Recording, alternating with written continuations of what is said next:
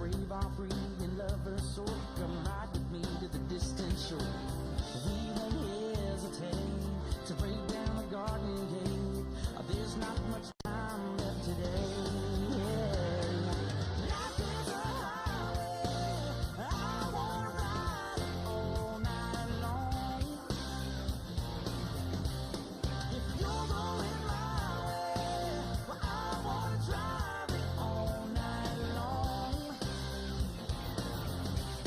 Through all these cities and all these towns, it's in my blood and it's all around. I love you now like I loved you then. This is the road and these are the hands. From Mozambique to those Memphis nights, the Copper Pass to Vancouver's lights. And knock me down if I come again. You're in my blood, I'm not a lonely man. There's no road I can hold, a road so rough, this I know. I'll be there when the light comes in. Just tell me we're survivors. Life is a highway, but I wanna ride it all night long. If you're going my way, I wanna drive it all night long. Gimme, yeah. Life is a highway, but I wanna ride it all night long.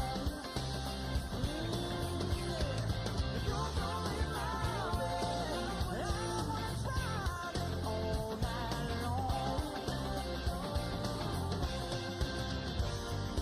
There was a distance between you and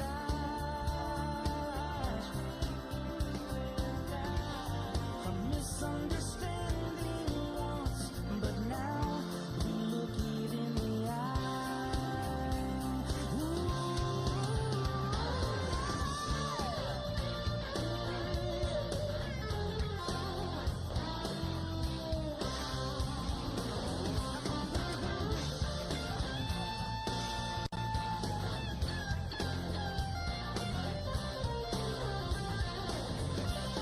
There ain't no road that I can't hold, a road so rough, this I know. I'll be there when the light comes in. Tell me we're survivors. Life is a highway, but I wanna ride it all night long. You're going my way, but I wanna drive it all night long.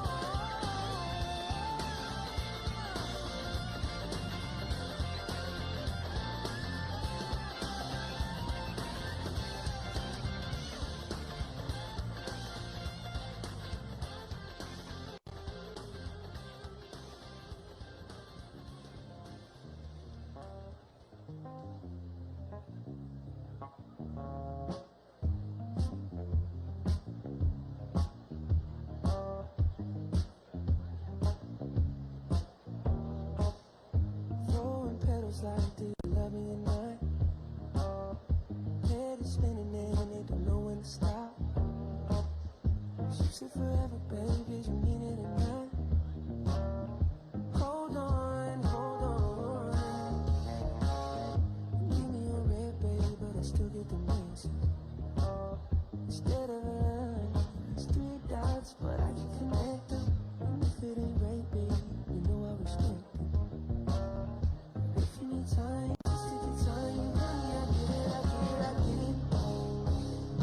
Way you got me all in my head. Think I'd rather you in my bed. Whatever it is, you know I can take it. I'm counting the days, how many days till I can see you again. Oh, kisses like will you catch 'em at night? Keep it with arrows, babe, I'm just shooting my shot. If I could get in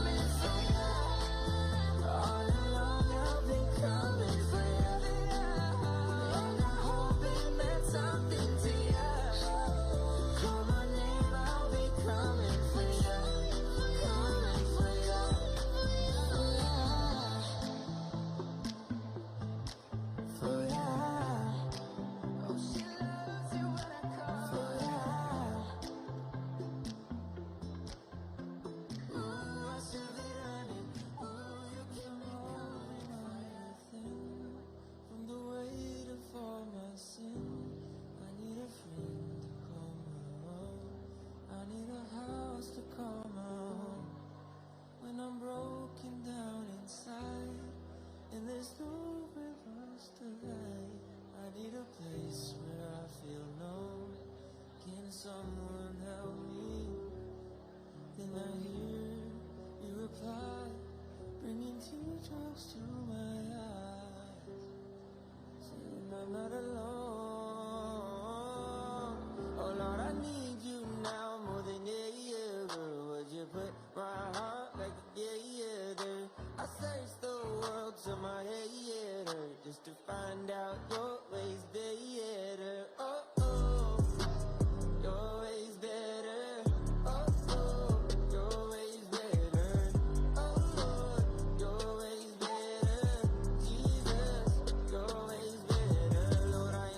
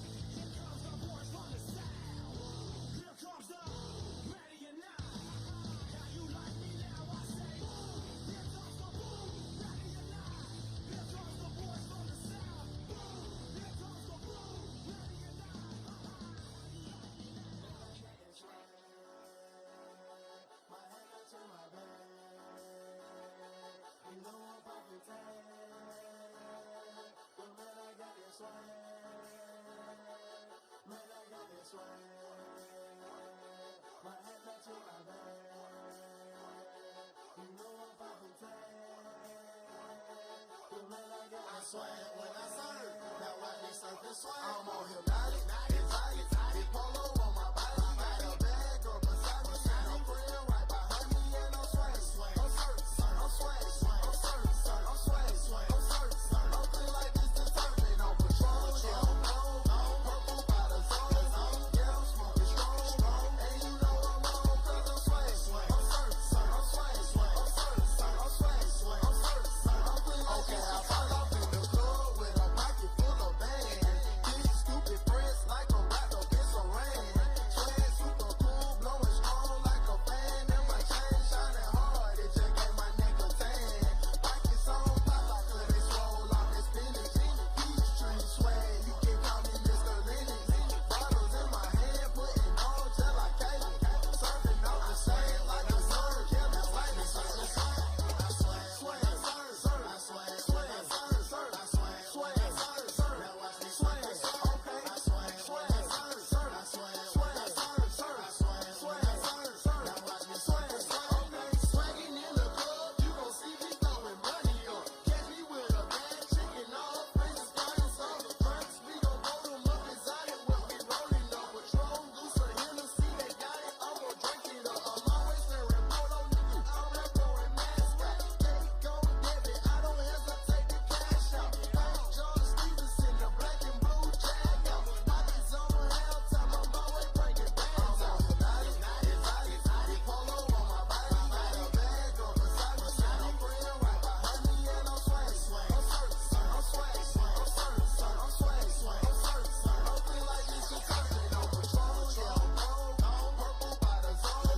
Yeah, I'm smoking strong, and you know I'm on 'cause I'm swag. I'm certain, I'm swag. I'm certain, I'm swag. I'm certain, I'm feeling like this determined. When I hit the club, it's like I gotta catch a wave. Boogie board, shawty got me surfing off the stage. Got me something like a headed power. I'm surfing like I'm auto 'cause I got that rocket power. Roll on patrol, taking shots like a camera. Flash screen, shawty, man, I'm surfing like a channel. Banco tower money, man, I'm all about my clout. And I'm screaming cowabunga while y'all boys wiping out. Got the polo on my body with a bad boy swag. Yeah, purple label, man, gon' check the tag. Really got the shoes, so you know I bought the bag. Clean just like this detergent with the tide color swag. Swinging hard like a boss of throwing punches.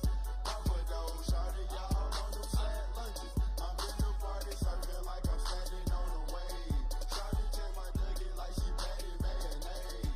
I'm on hypnotic, exotic, polo on my body. Got a bag or beside me, got a friend right behind me, and I'm swag. I'm certain, I'm swag. I'm certain, I'm swag. I'm certain, I'm feeling like this determined. On patrol, yeah, I'm on, purple by the zone. Yeah, I'm smoking strong, and you know I'm on 'cause I'm swag. I'm certain, I'm swag. I'm certain, I'm swag. I'm certain, I'm feeling like this determined.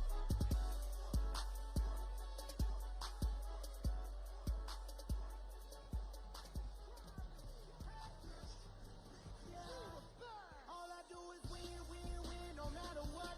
Got money on my mind, I can never get enough. And every time I step up in the building, everybody hands go up. And they stay there, and they say yeah, and they say there. 'Cause all I do is win. And if you going in, put your hands in the air, make 'em stay there. Ludacris going in on the verse 'cause I never been defeated and I won't stop now. Keep your hands up, get them in the sky for the homies that ain't making it, my folks locked down. I never went nowhere, but they saying Luda's back. Blame it on that contour, the hood call it Ludiac. And I'm on this foolish track, so I spit my foolish flow. My hands go up and down, like strippers' booties go. My verses still be serving, tight like a million virgins. Last time on a college remix, now I'm on the original version. Can't never count me out, y'all better count me in. Got 20 bank accounts, accountants count me in. Make millions every year, the South champion. 'Cause all I do is Win, no matter what. Got money on my mind, I can never get enough. And every time I step up in the building, everybody hands go up. And they stay there, and they say yeah, and they stay there. 'Cause all I do is win. And if you going in, put your hands in the a swivel, you know serving me's a no-no. Clean as a whistle as I pull out in my Rolls Royce. Yellow bone passenger, they see it, they say, oh boy. Tell Kelly, back it up, my call me loco. Down for armed trafficking, don't make me pull out. Ask you what you laughing at, represent that mud life. Dirty money, better get your mud right. We come together holding hands and holler mud life. We all strapping all black, it's like life. You riding or what? We riding tonight. Now you riding with me cause you wasn't riding. All I do is win, win, win, no matter what. Got money on my mind, I can never get it up. And every time I step up in the building, everybody hands go up.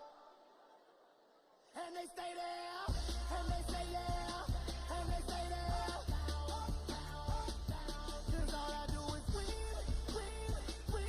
And if you going in, put your hands in the air, make them stay there. Heat in the kitchen, hot on the stove, water getting boiled. Being slow, Snoopy in the hookie, system overload. I've been running this rap game since I was 20 years old. I hung with the worst of them, bust till I burst them up, floss them up, toss them up, harder work, close them up. Pardon me, I'm bossing up, press you up, bless you, bro, don't mess with us. We like the U in the 80s, back to back, set a track, hit the lick, get it back, hit the trick, jump the track, want my money back, time and time again, while I'm sipping on this gin. Al Davis said it best, just win, baby, win. All I do is win, win, win, no matter what. Got money on my mind, I can never get it up. And every time I step up in the building, everybody hands go up. And they stay there, and they stay there, and they stay there. Cause all I do is win, win, win. And if you going in, put your hands in the air, make them stay there.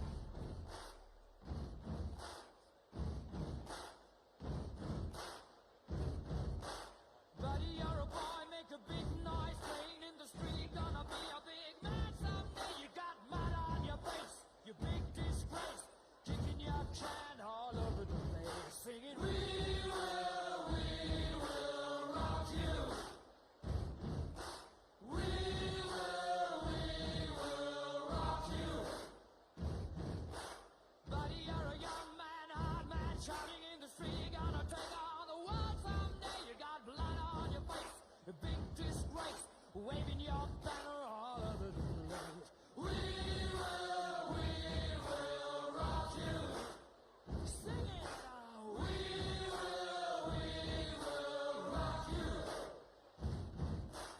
Buddy, you're an old man, poor man, pleading with your eyes, gonna make you zombie someday. You got mud on your face, big disgrace. Somebody better put your bag into your place. We will rock you. Sing it. We will rock you. Everybody, we will rock you. We will rock you.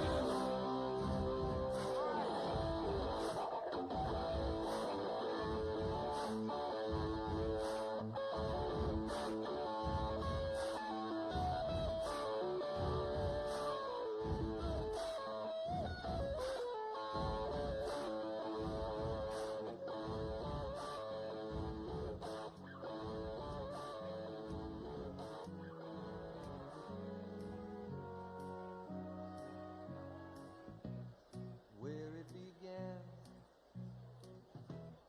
I can't begin to know it, but then I know it's growing strong. Wasn't the spring, and spring became the summer. Who'd have believed you'd come along?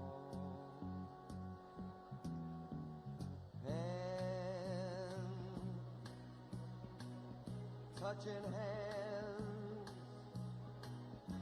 reaching out, touching me, touching you. Sweet Caroline, good times never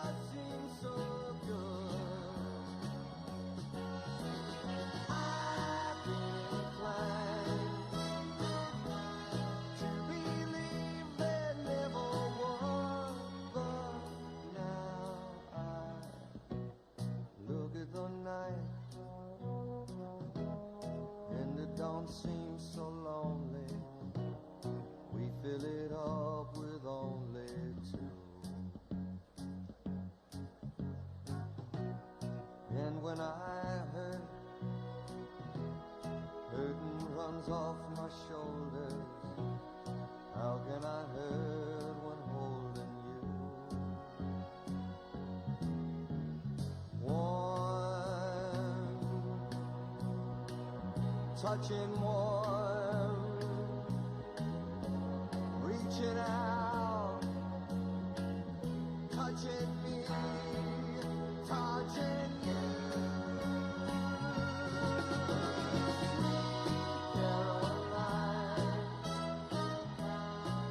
Times never seem so good.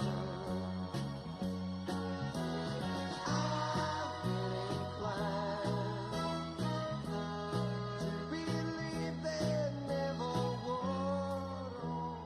Oh, no, no.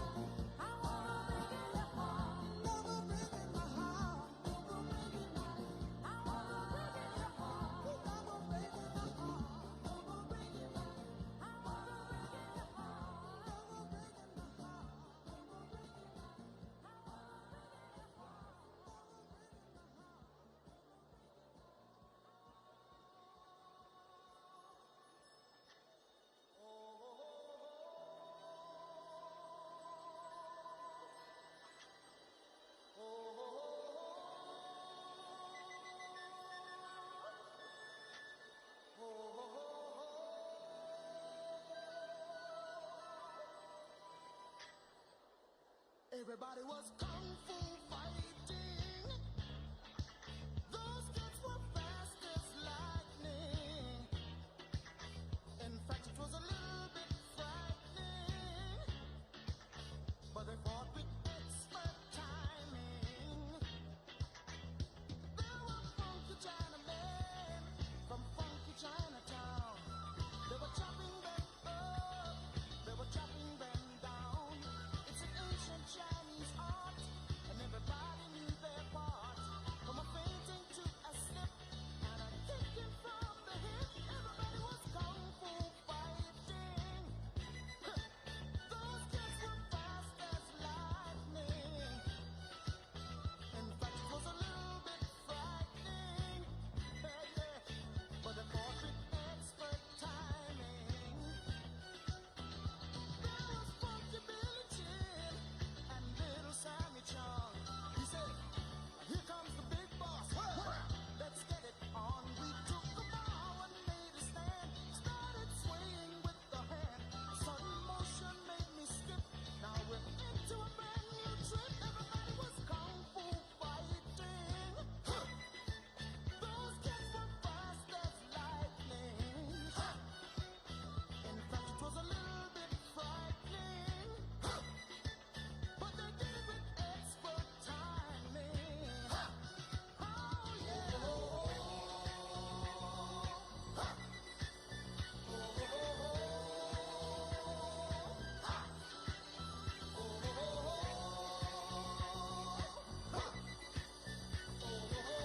Keep on.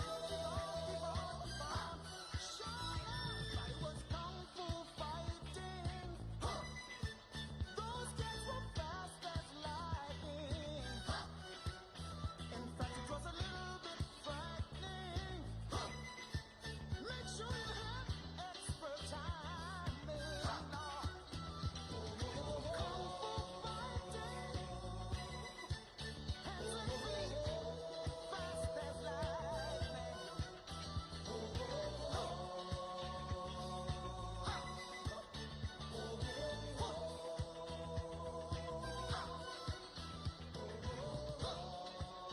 Keep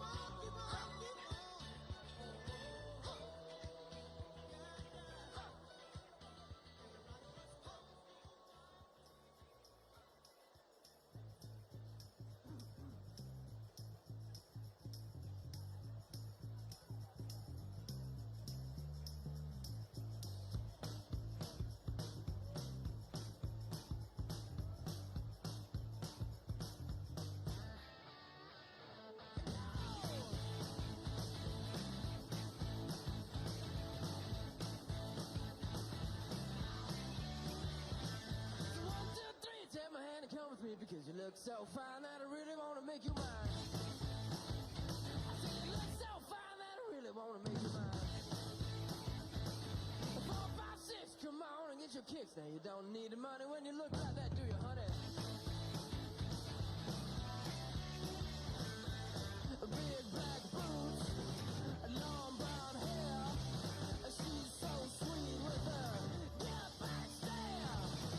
Well, I can see you home with me, but you were with another man. Yeah, I know we ain't got much to say before I let you get away. Yeah. I said, are you gonna be my girl?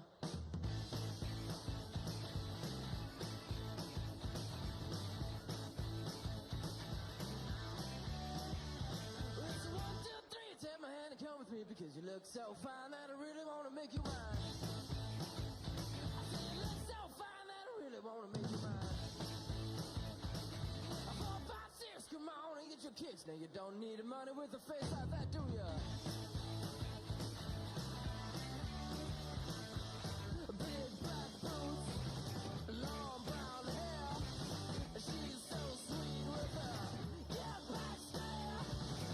Well, I can see you home with me, but you were with another man. Yeah, I know we ain't got much to say before I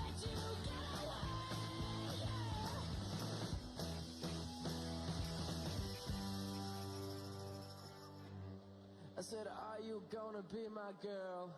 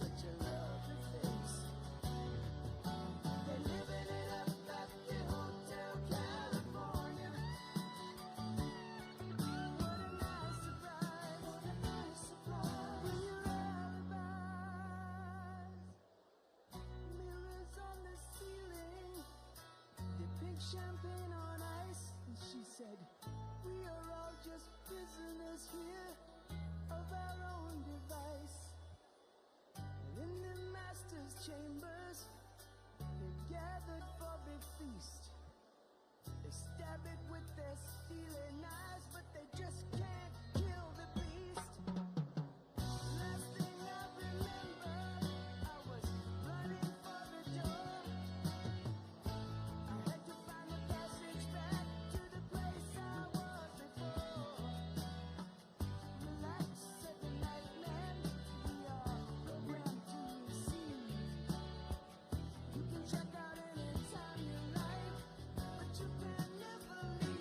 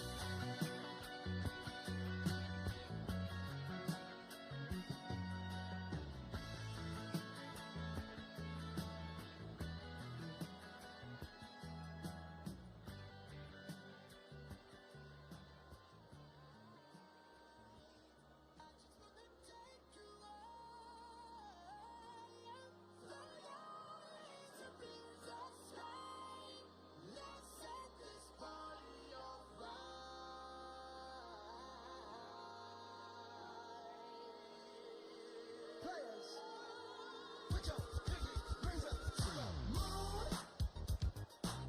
Girls, what y'all trying to do? 24 karat magic in the air. It's just so clear. Look out. Pop, pop, it's showtime. Showtime. Guess who's back again? Oh, they don't know. Oh, they don't know. I bet they know as soon as we walk in. I'm wearing Cuban links, designer mix, Inglewood's finest shoes. Don't look too hard, might hurt yourself. Known to get the color red, the blues. Shit. I'm a dangerous man with some money in my pocket. Keep up. So many pretty girls around me and they're waking up the rocket. Keep up. Why you mad? Fix your face. Ain't my fault they all be jacking. Keep up. Players only. Come on, put your pinky rings up to the moon. Girls, what y'all trying to do? 24 karat magic in the air. It's just so clear. Look out. Second verse for the hustlers. Gangsters. Bad bitches and your ugly ass friends. I cannot preach. I gotta show them how I can get it in. First, take your sip, do your dip, spend your money like money ain't shit. Ooh, we too fresh. Got to blame it on Jesus. Hashtag best. They ain't ready for me. I'm a dangerous man with some money in my pocket. Keep up. So many pretty girls around me and they're waking up the rocket. Keep up. Why you mad? Fix your face. Ain't my fault they all be jacking. Keep up. Players only. Come on, put your pinky rings up to the moon. What y'all trying to do? 24 karat magic in the air. It's just so clear. Look out.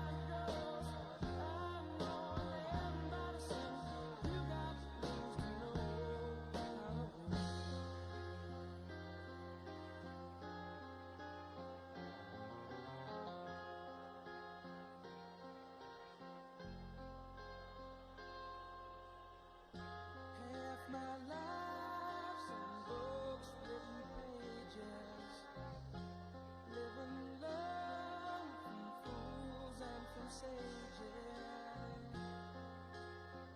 You know it's true. All the things come back to you. Sing with me, sing for the year, sing for the laugh, sing for the tear. Sing with me, just for today. Maybe tomorrow the good Lord will take you away.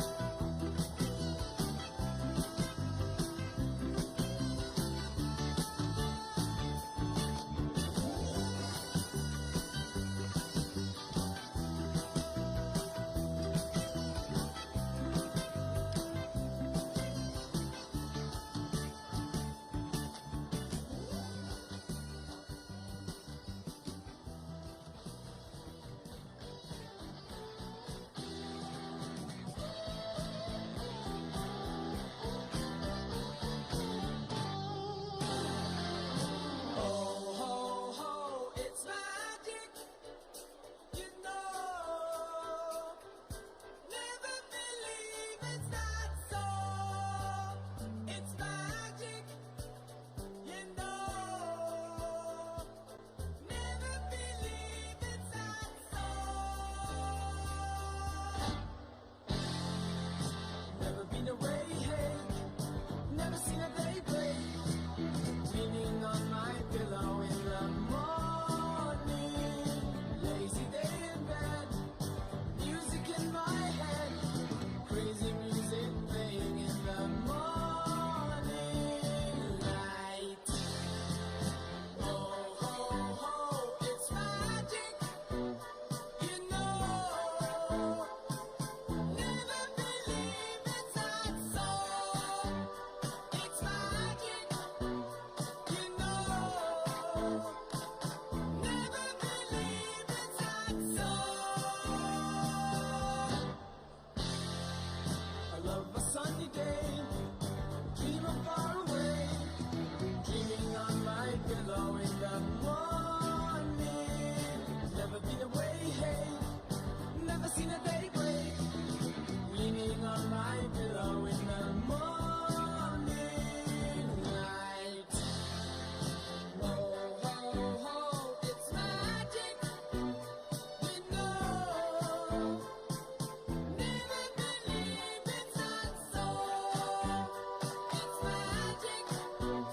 You know. Never believe it's not so.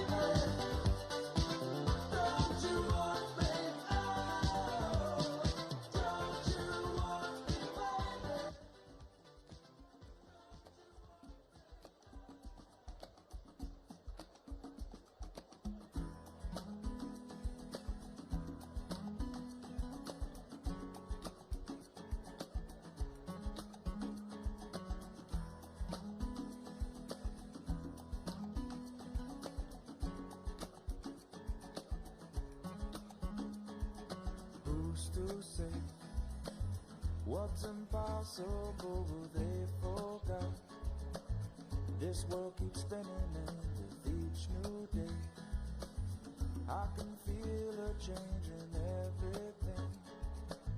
And as the surface breaks, reflections fade, but in some ways they remain the same. And as my mind begins to spread its wings, there's no stopping curiosity. I wanna turn the whole thing upside down. I'll find the things they say just can't be found. I'll share this love I find with everyone. We'll sing and dance to Mother Nature's songs. I don't want this feeling to go away.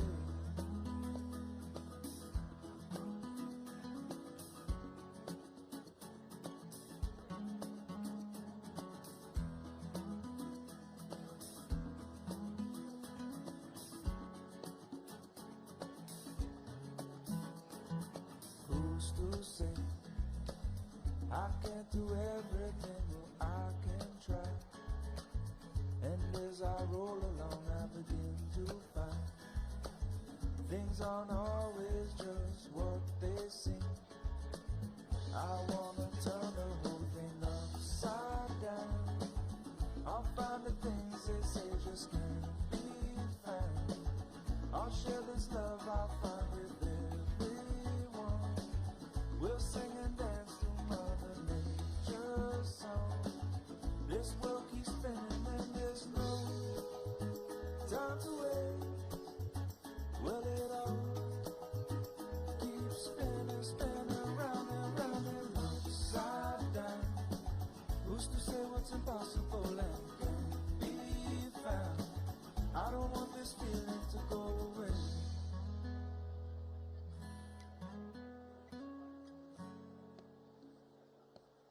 Please don't go away.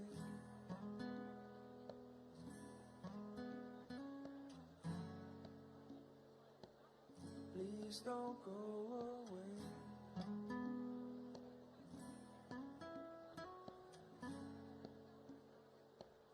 Please don't go away.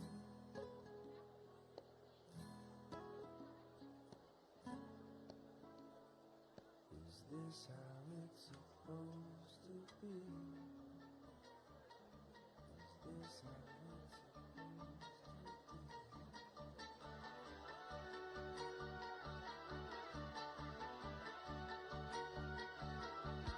I've been cheated by you since I don't know when.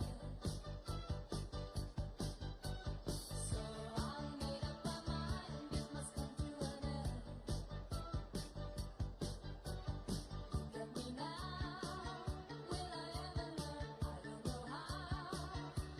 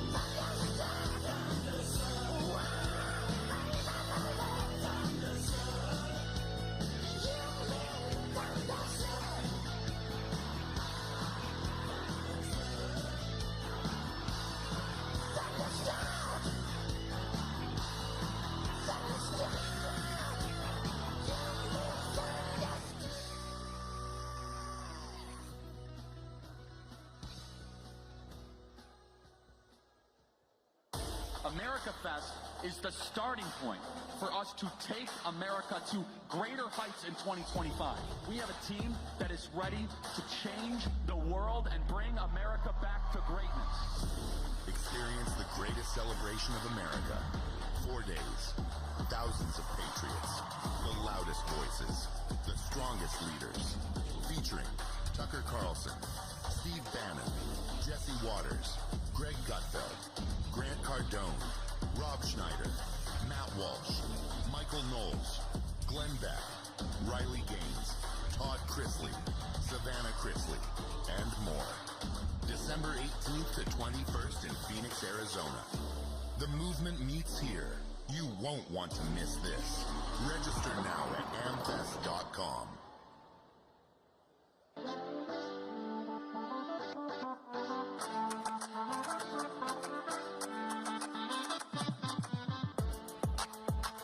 At Turning Point USA, we say that chapters change the world.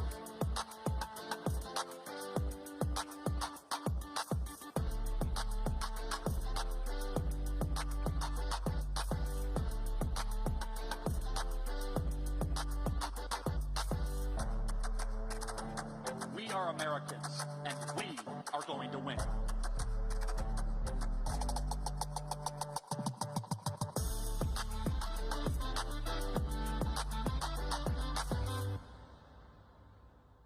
Rumble, which you and I really care about, is ascending. I think there's some chatter already in Silicon Valley of what are we going to do about these Rumble guys? Charlie was one of the few that really did it for the purpose of forwarding free speech, the actual idea of like doing something great for America. The Charlie Kirk Show is not going anywhere. My husband's voice will live on. We will never be silenced.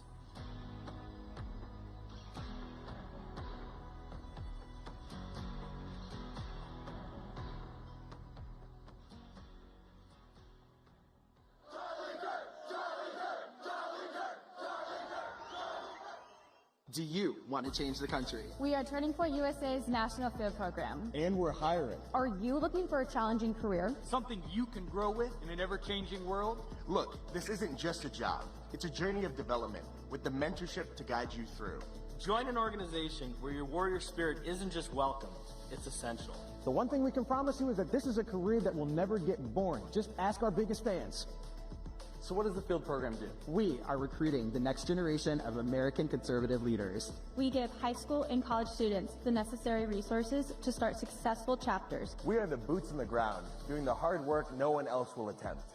Whether that's deep in the South or all the way in California. We plan to host thousands of chapter events across the nation. Many of our staff in leadership positions were former chapter leaders and alumni of Turning Point USA. We mentor passionate young conservatives who love their country. Join us. Late to bed, early to rise. Work like hell. And organize.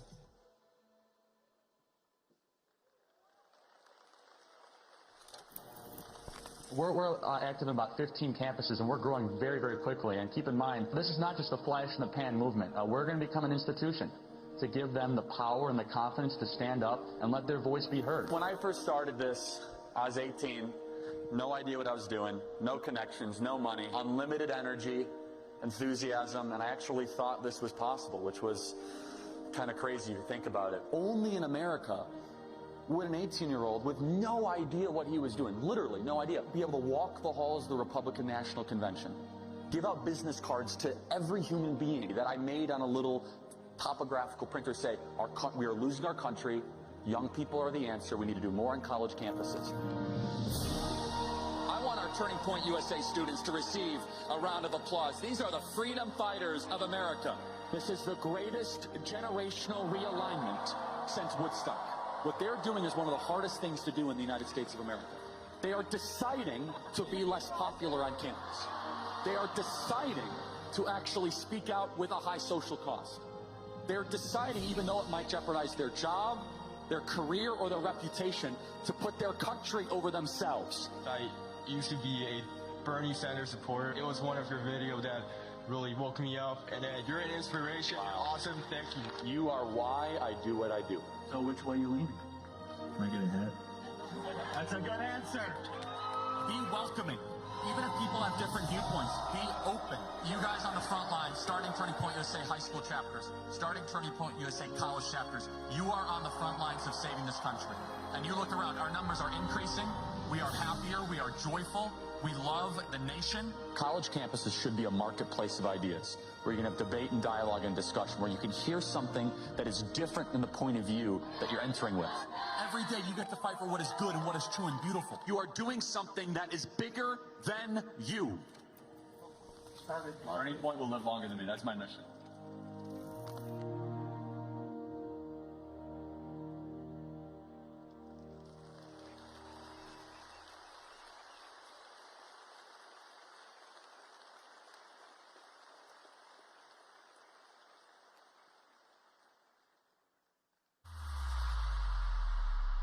Hi, folks. You may be hearing a lot about YRefi these days. Student loans are now sitting at $1.8 trillion. You need to talk to YRefi. And they don't care what your credit score is. My partner and I created this company with the intention of taking it to help borrowers get out of debt. YRefi is the only company in the country that does what we do. I think very highly YRefi. We're all in with them. We invited God into our homes. We invite him into our company. We want to make it an incentive for you to want to work with YRefi. We give these folks the dignity to pay back their debt. Please welcome the Chief Investment Officer and Managing Partner of YRefi, Lane Schoenberger.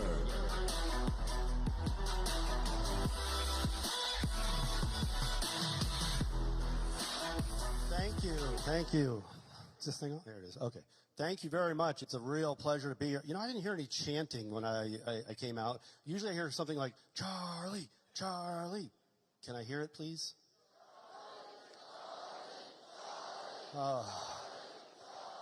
Gives me chills every time. It just gets to me. I love it. Thank you. My name is Lane Schoenberger. I'm the Chief Investment Officer and founding partner of YRefi. And before I get started, I'd like to say thank you very much to Turning Point, my friends there, to Charlie, to Erika, to everyone at Turning Point, frankly, for allowing us the opportunity to sponsor this amazing tour. It's been an incredible tour, and what a historic time to be a part of this. So I'd like to take a moment and honor, you see the chair over here, my friend Charlie.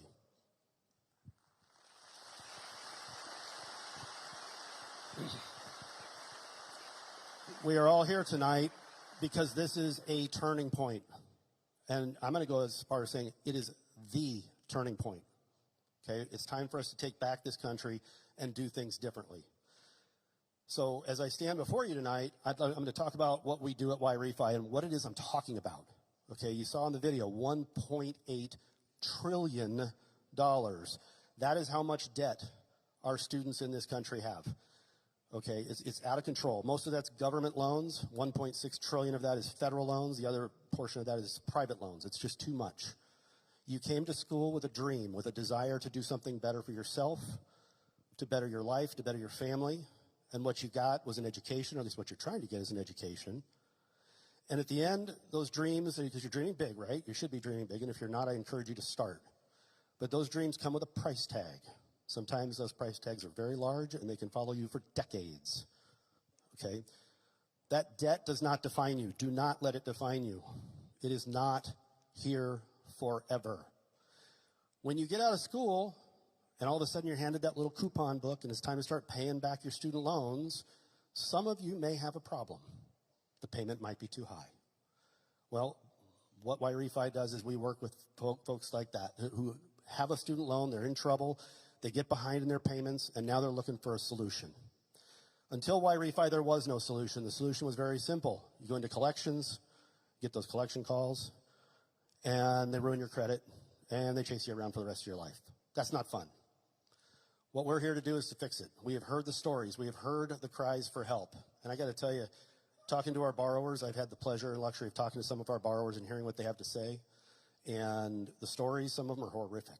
First time I heard a student talk about suicide, I thought, no, this is not the way it's supposed to be.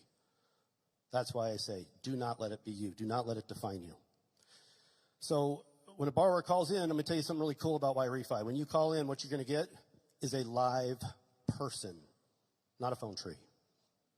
How many people call places right now and beg for a phone tree? Yeah, no hands. Okay, and then the next thing you're going to get is some dignity. What does that mean? Well, that means we're going to listen to your story. We want to understand who you are, what you're going through, and how you're doing it so we can help you create a custom-tailored plan built around your ability to pay and get you out of debt quickly get that debt paid back so you can move on with your life and gain some financial security. That's who YRefi is. So I encourage you, if you're in that situation, you need some help, please take a moment, look us up. It's YRefi.com. Now, the other side of the story, capitalism, innovation, entrepreneurship. I think we can all agree that that's a good thing, in this country anyway. The only way we're going to get out of this problem, by the way, is by getting the government out of the lending business. Anybody agree with that? If we get the government out of the lending business and put it back into the capital markets, where entrepreneurs and people who believe in that, in innovation and so forth, have the ability to fix the problem, if history's taught us anything, the problem will get solved. That's YRefi. That's my partner and I. That's why we did what we did. Now, what that means is, in order to do this, we did not want to take on any institutional capital. No Wall Street capital, no big dark money garbage, none of that. We raise all of our capital through independent individual investors, accredited investors, people looking to do well by doing good. What does that mean? Well, that means on the investment side, we pay a fixed interest rate from 6.5 to 10.25, depending on how long you want to be invested. Give you an opportunity to make some real returns while investing in a mission you can believe in. That is YRefi. So we invite you to take a moment, check us out at YRefi.com if you're a borrower. If you are a potential investor and you'd like to learn more about the YRefi mission, who we are, what we do, and all the fun stuff, look us up over there at investYRefi.com. Now, in closing, I'm going to say a couple of quick things here. Tonight you guys have a great speaker lineup. I'm sure that's why you're here, not to see me. You're here to see these amazing speakers. So I'd just like to honor those folks. In a minute, you're going to have Alexis come out. She's going to sing you the national anthem like you've never heard before, which is amazing. So I'm going to end by saying this. May God bless America. May God bless you. May God bless YRefi. And at the end of the day, God bless Charlie Kirk.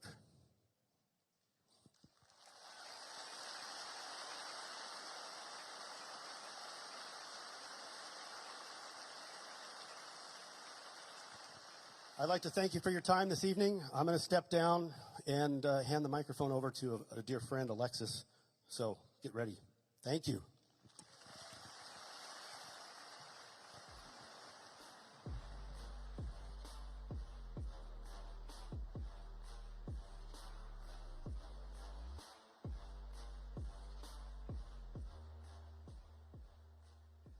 Ladies and gentlemen, please rise for the national anthem and join me in welcoming Alexis Wilkins to the stage.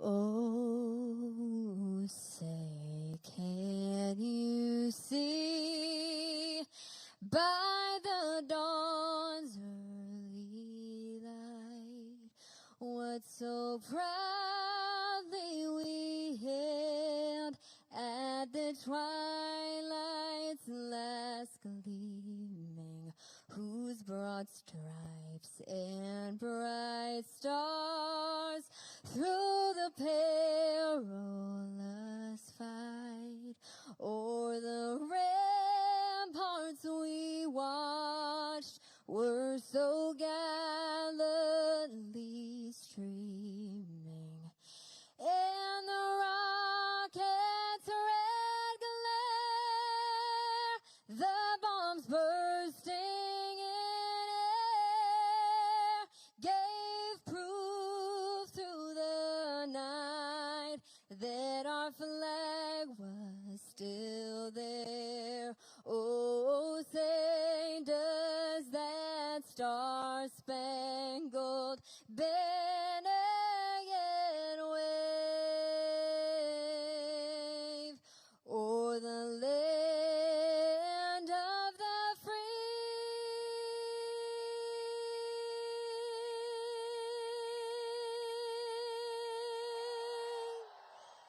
and the home of the brave?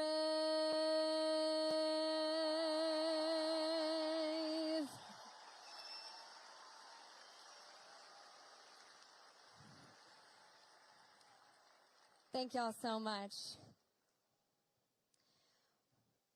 Well, I'm Alexis Wilkins. I'm so happy to be here with y'all. Truly, what an honor. I know that a lot of y'all had to wait out in the rain, had to work really hard to get in here, so I'm so happy to be here with you. I have a long history with Turning Point, and I want to tell you kind of how I got here in my story, because it's really full circle for me. I mean, I always got emotional at Turning Point events. I always have. And then now, of course, there's this new layer that makes us all very emotional at Turning Point events. But for me, my story with Turning Point started when I was 17. So I was in college at Belmont University in Nashville, which is a private Christian college. And I was really going through it politically. I was in business and political science. And I was already in the country music industry, which you would think would be a little bit friendlier patriotically. It's not. It's a little better, but it still has that kind of Hollywood entertainment industry thing. So I was going through that, dealing with college in the political sense. It was 2016, height of that election. And I was in a comparative politics class. And the professor, I could tell, just, did not like me politically. I wasn't really jousting with him a lot, but he knew that he wasn't indoctrinating me. So he ended up giving me an F in that class. And I love school. I got A's. It was never an issue. And that professor decided that he would essentially ignore all of the work that I had turned in, pretend that he didn't get it, and then give me an F. And I said, you know what? I'm not going to take that just because I love America. That's not fair. We're not going to do that. So I went to the dean of the department, dean of the school, ended up all the way to the president of the school. And though him and I actually didn't agree politically, he completely agreed that this was discrimination from this professor based on a political merit. And so we ended up getting the grade changed into a passing grade because I fought it, sent a lot of emails, had a lot of meetings, and went through the process and ended up coming out the other side with a decent result. Another example is I was in Religion 101, and the professor decided that it was a good idea to tell us that Genesis was just a bedtime story.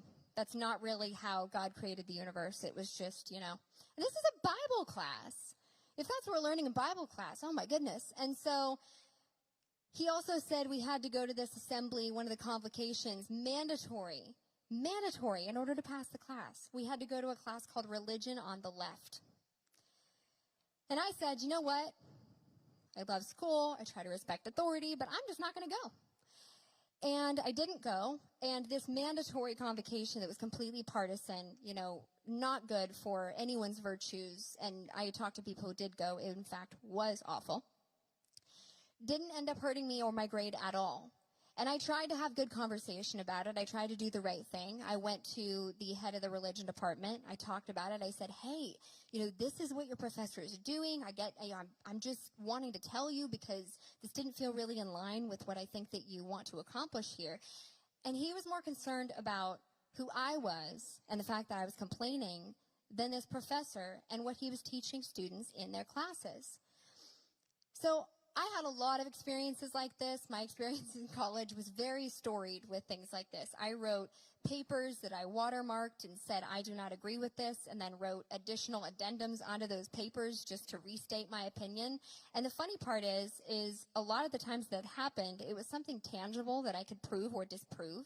One of them, for instance, was on the steel tariffs that President Trump enacted in his last administration. Our econ professor said that they were going to ruin the economy, ruin the steel industry. I said, I don't think they are. And that was one of the addendums I wrote. And she ended up saying, you know what, Alexis, you were right.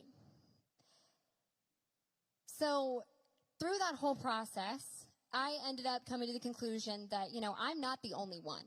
I know that there are other students that are going through exactly what I'm going through.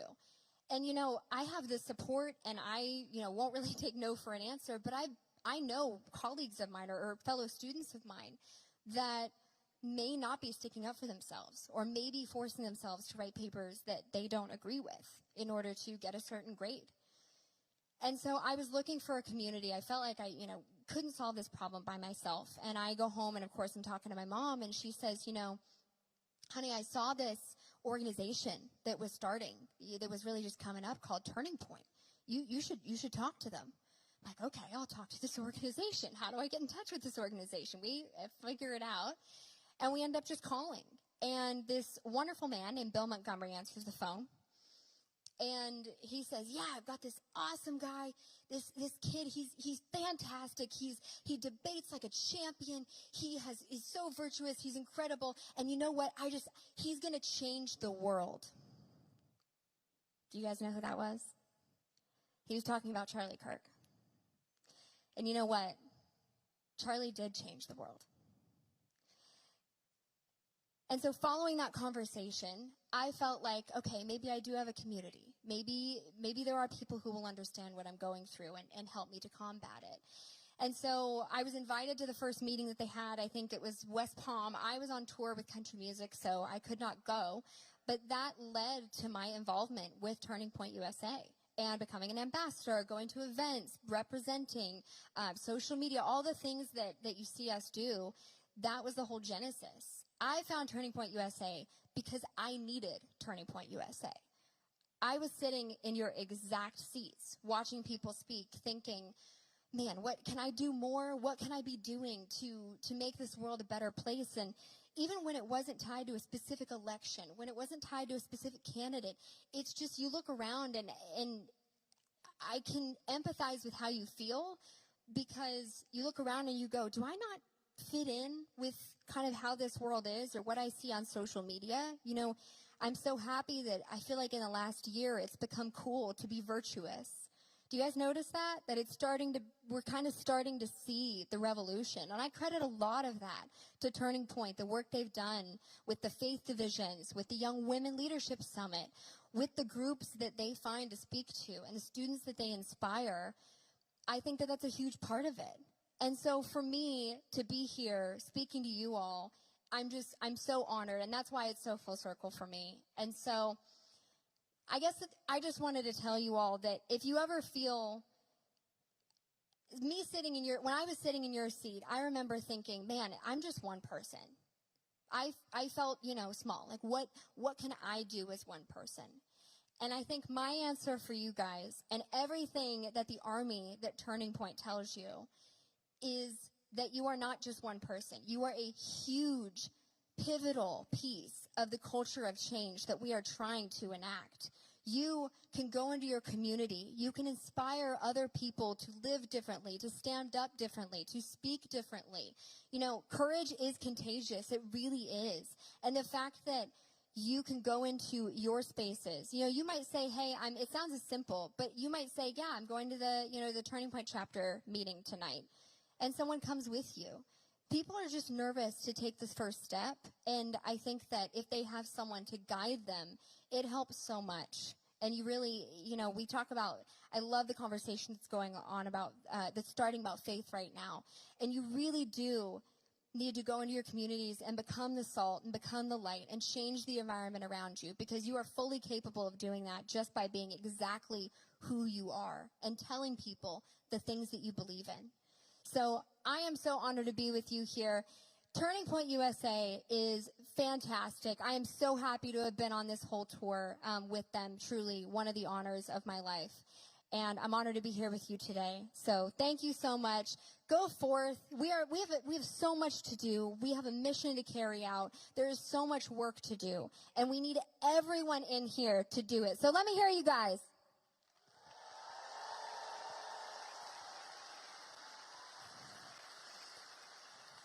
It really takes all of us, and as I've traveled between these campuses, just the outpouring of support and the people that have shown up, I look out, and like I said, Turning Point events have always made me emotional, but this is just next level, so thank you guys for showing up.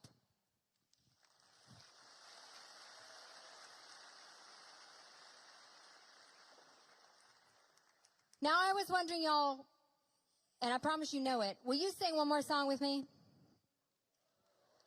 Yeah? Don't be scared. You know it, I promise.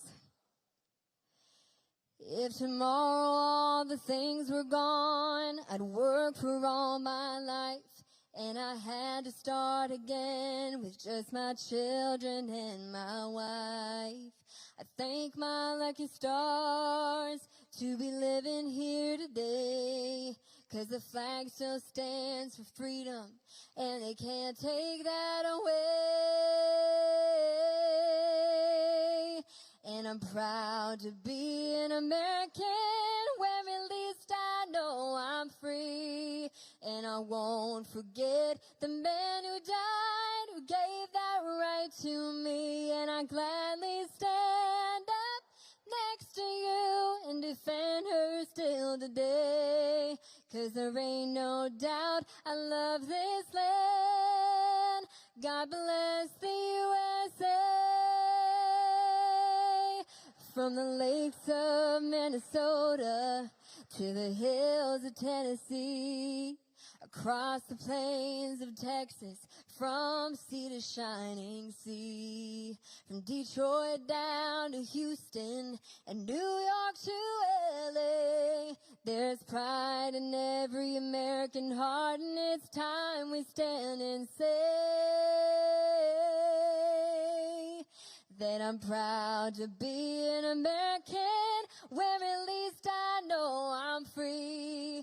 And I won't forget the man who died, who gave that right to me. And I gladly stand up next to you and defend her still today. 'Cause there ain't no doubt I love this land. God bless the USA.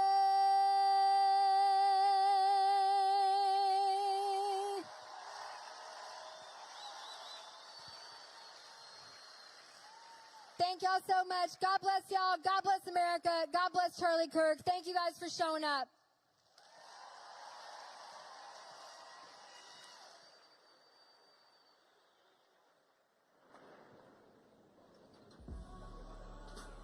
Please welcome to the stage Ole Miss Turning Point USA Chapter President Leslie Blackman.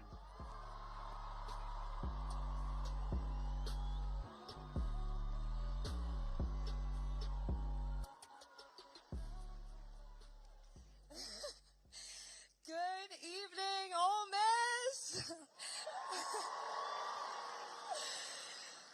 I am Leslie Blackman, president of your Ole Miss chapter of Turning Point USA. It is with mixed emotions that I'm standing here at this moment, yet profoundly proud of the event that is happening. Thank you for coming this evening, and we are moved and motivated by the response from the Ole Miss students and community. In support of this event, the outpouring of kindness and encouragement has been fueled the planning of tonight. Let's also take a moment to express gratitude to the security and law enforcement, not only for their extraordinary assistance today, working to help keep us safe, but for the diligent and hard work every day, putting their lives on the line.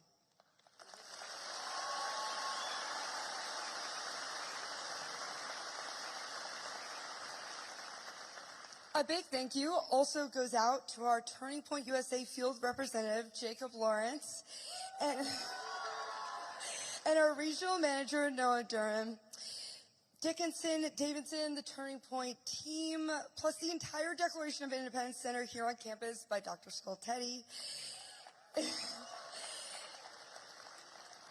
It is their support of this chapter that has helped us grow and develop ambitious goals. Most of all, thank you for Turning Point USA for supporting our chapter and giving us the resources and training to pull off an event of this size.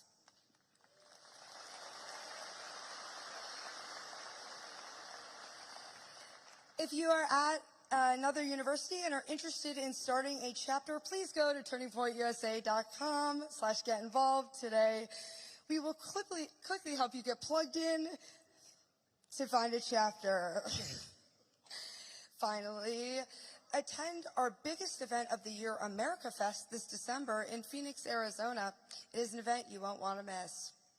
In July, fellow student and Turning Point treasurer Stephanie Greer and I traveled to Dallas for the Turning Point Women's Conference, where we were moved by many speakers like Riley Gaines, Erika Kirk, and Charlie Kirk.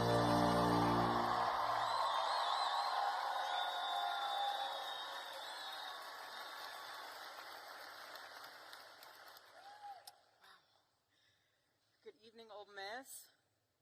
Oh, man.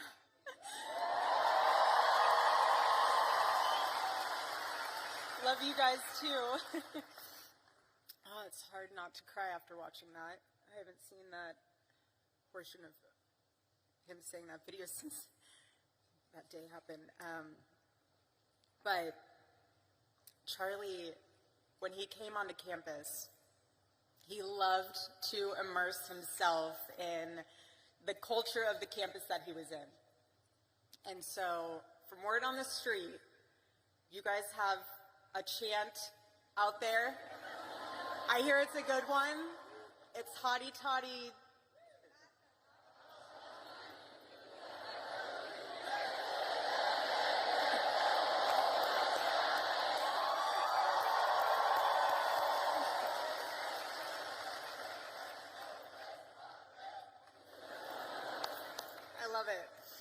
I love it, but it's a tremendous honor and blessing to be on stage today, and this is what Turning Point USA is all about. This is what the future of our country is all about, and I want to thank you all also on a personal level for all of your prayers and all of your support, not only for our family, but for the Turning Point USA family, which includes all of you, especially those that are students, a part of the Turning Point USA chapter at Ole Miss. So I love you guys, truly. This whole, you guys have no idea how helpful it is to have all of you in my life, because you help me feel even more deeply connected to my husband. And I thank you for that. I thank all of you for that.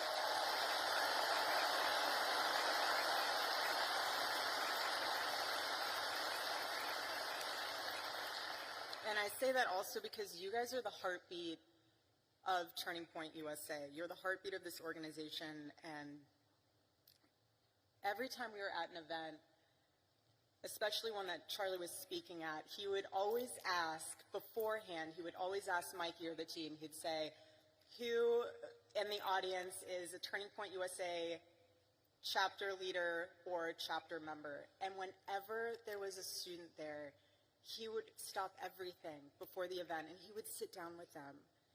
He would ask you what your name is, what you're studying, what is the issues that are going on campus. He would take the time to make sure that you guys knew he was investing into you, into your chapter, into your school, because that was a pulse point for him. And being on campus right now for me is a spiritual reclaiming of territory. And let me explain that, because there is a lot of symbolism in today. It's Wednesday, 7 weeks. And the more that I am coming to grips with the permanency of this nightmare, the more that I'm starting to realize and witness that the enemy, he doesn't want you. He wants your territory. He wants your influence. And when our team asked my dear friend, Vice President J.D. Vance, to speak today, I really prayed on it, because obviously it's a very emotional day. But I could just hear Charlie in my heart. I could just hear him say, go reclaim that territory, babe. Go. The battle's already won. God's love conquers. And that's why I'm here today. I'm here because this moment, it can either be your breaking point or your wake-up call, essentially your turning point, if you will. And at this moment, every single one of us has a choice to make, whether we stand for freedom or we're just going to fall for everything else. But I want to encourage you, especially the students here, find your voice. You are the courageous generation. That's what you are. All of you. Gen Z, you are the courageous generation. Hear me when I say that. My husband believed that to his core. That's why he went on campuses. That's why he was trying to reach you. You are the courageous generation. Own it. Make him proud. And students beyond Ole Miss, if you are pursuing a chapter on your campus, harness this amazing opportunity to advocate for something that you truly believe in. And express it in the most articulate way of what exactly you're advocating for. You're advocating for America. You're advocating for freedom of speech. Because our chapters on high school campuses, I love it. Charlie was so excited when he named the programs for high schools. He said, we're going to name it Club America. Because he goes, who could hate that name? It's the perfect name, Club America. And he loved it. Who could be against it? And I want you to know that if you are trying to start a chapter, I'm with you, we're with you, Charlie's with you. You have an arsenal of Turning Point USA staff members that are with you. But I also, what I've been able to sit back and witness is the leaders that have stepped up to ensure that chapters can happen. For example, I don't know if you guys saw what happened earlier this week with Governor Ron DeSantis, which is amazing. I want to give him a massive shout out because he said, we're announcing a partnership with Turning Point USA. We want to make sure that all high schools in Florida, anybody in a high school that wants to start a Club America chapter will be able to do that. There will be no impediments to that and certainly no discrimination. That's amazing.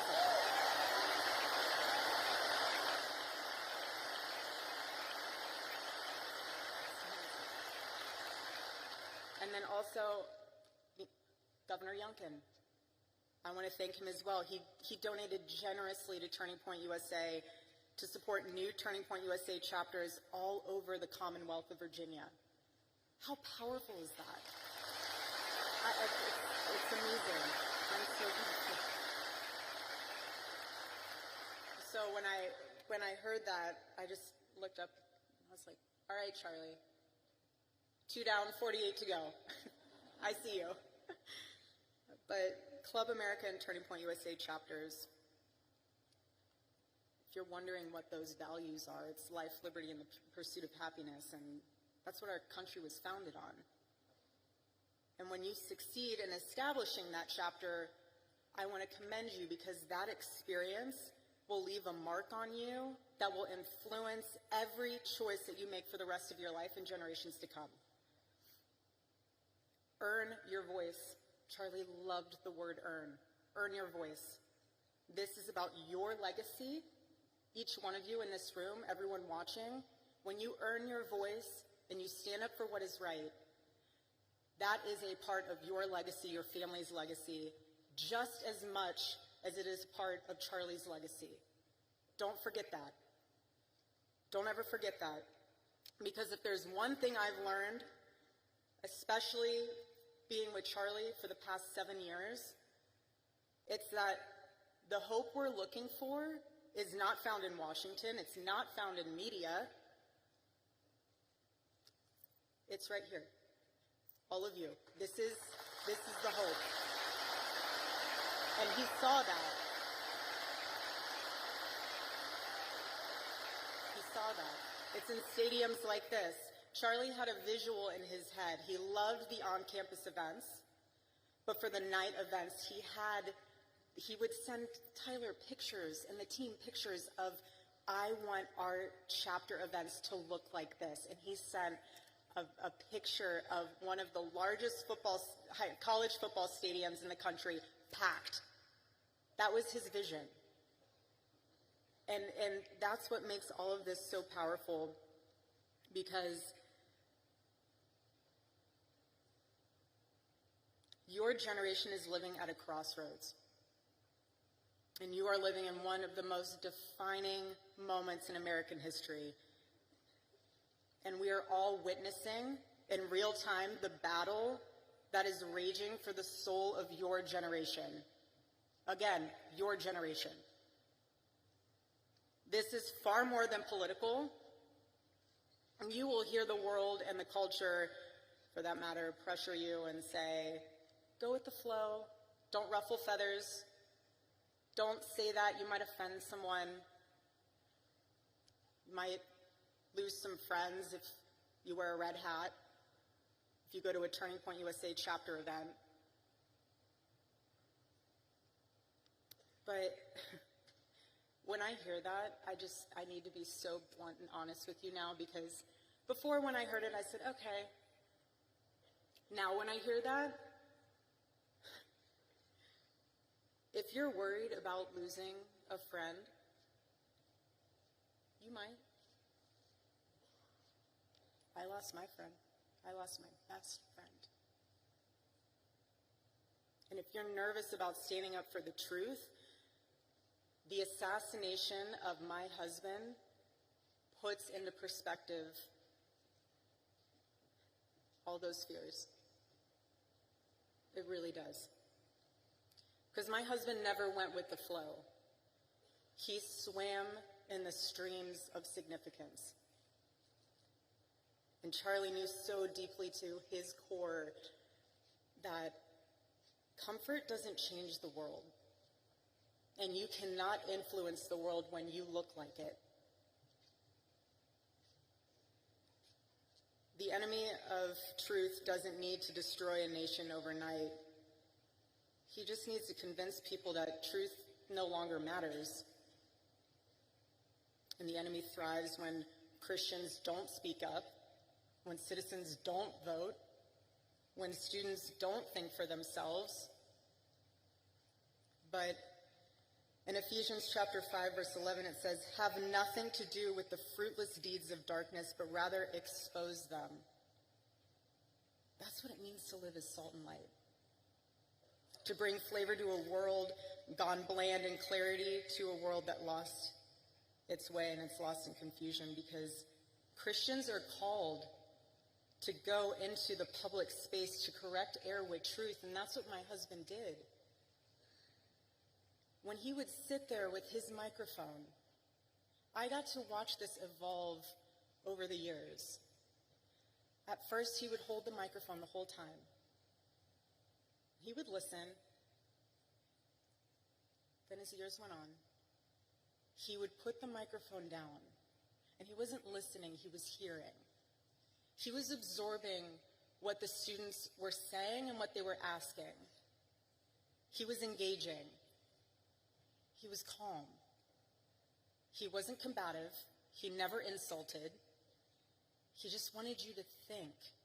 Again, like I said, he never told you what to say. He just wanted to challenge you so that what your convictions were, you actually understood why you had them, rather than they being talking points because your professor told you so or your friend told you so. He wanted the best of you because he demanded the best of himself. And Charlie would say this all the time: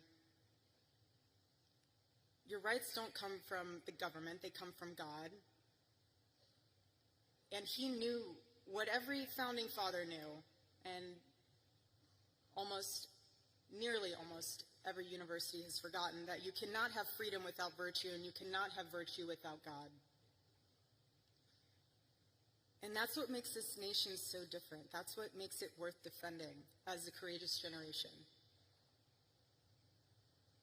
And another thing that Charlie used to say all the time is that it does not take skill to be courageous. It takes a choice to be courageous. And now's the time to make that choice. Either you sit on the sidelines. I mean, I don't know what else can wake you up. I really don't know what else could stir that fire within you to get involved or to use your voice or to make a difference. If you're looking for another sign, I have no idea what to tell you. I just want to encourage you, though, that yes, this is about America, and Yes, my husband would say saving Western civilization. That's true on both fronts. But deeper than that, this is about your soul, because the fight for freedom starts within, inside of each and every one of you. So again, please stand firm against the wickedness of the devil and the schemes of man. Be alert, because his tactics are so clever. What he'll do is he will find one thing. He will find fear, he'll find disappointment, he will find one thing, and he will wedge it in between you and the Lord, and he will make it grow. He will make it grow so much that you lose sight. It becomes this, almost like an eclipse, where the truth is hidden behind it. And yes, the light's still there, but you can't see it anymore. That's the enemy's tactic. And the bottom line is that the enemy doesn't need to change your theology. He just needs to change your vision. And if he can get in your head and blur your vision and distort your vision, he'll do it. He'll do whatever he can. But what the enemy forgets, though, is that the presence of a shadow is proof that there is light. He forgets that. And Charlie's murder might seem like we're standing in a shadow, as if death was the victory meant for the enemy, but looking around in this arena, you are proof that this light of truth burns so brightly. So brightly.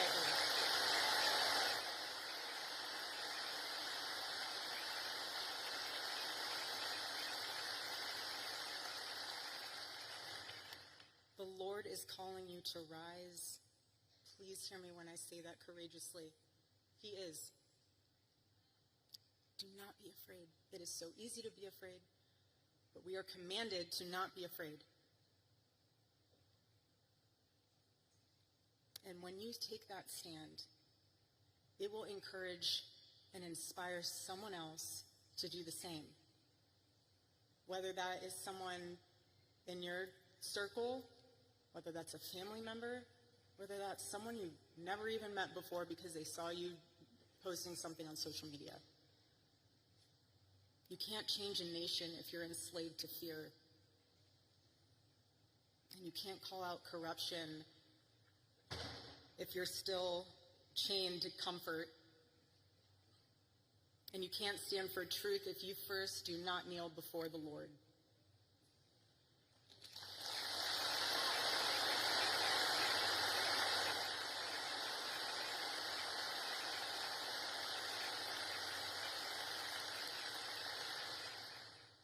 And I know I keep saying it, but I'm trying to drive home a point with you all being labeled as the courageous generation, because this generation will decide if America remembers who she is or if she'll forget. And I believe with all my heart that God placed you here now in Ole Miss, not by accident, but by assignment. There is no mistake that you are here in this stadium and arena today. No mistake. God doesn't make mistakes. Doesn't make mistakes. And when being on this campus, I think of 18-year-old Charlie, who would always say, you know, when I started this, I had no money, no connections, and I had no idea what I was doing. But what he did know what he was doing was that he was obeying the Lord. He was obeying what the Lord had placed inside of his heart to fight for. He did.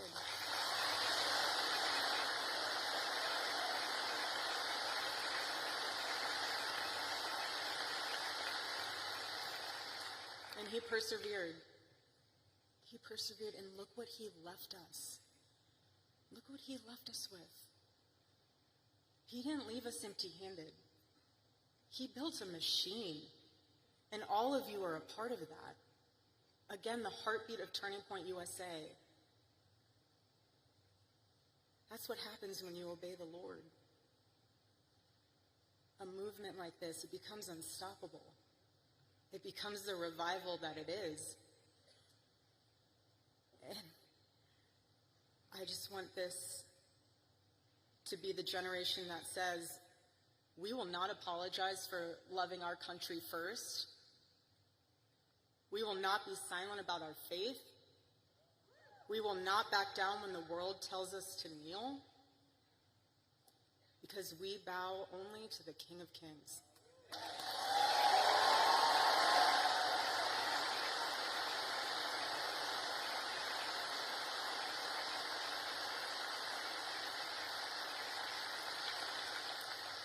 And it's from him that we rise. I personally still believe in America. I still believe in her founding. I still believe in her future. I don't care if people think it sounds crazy, but I still believe that our nation can heal. But we can't save a country that we're too afraid to defend. We can't.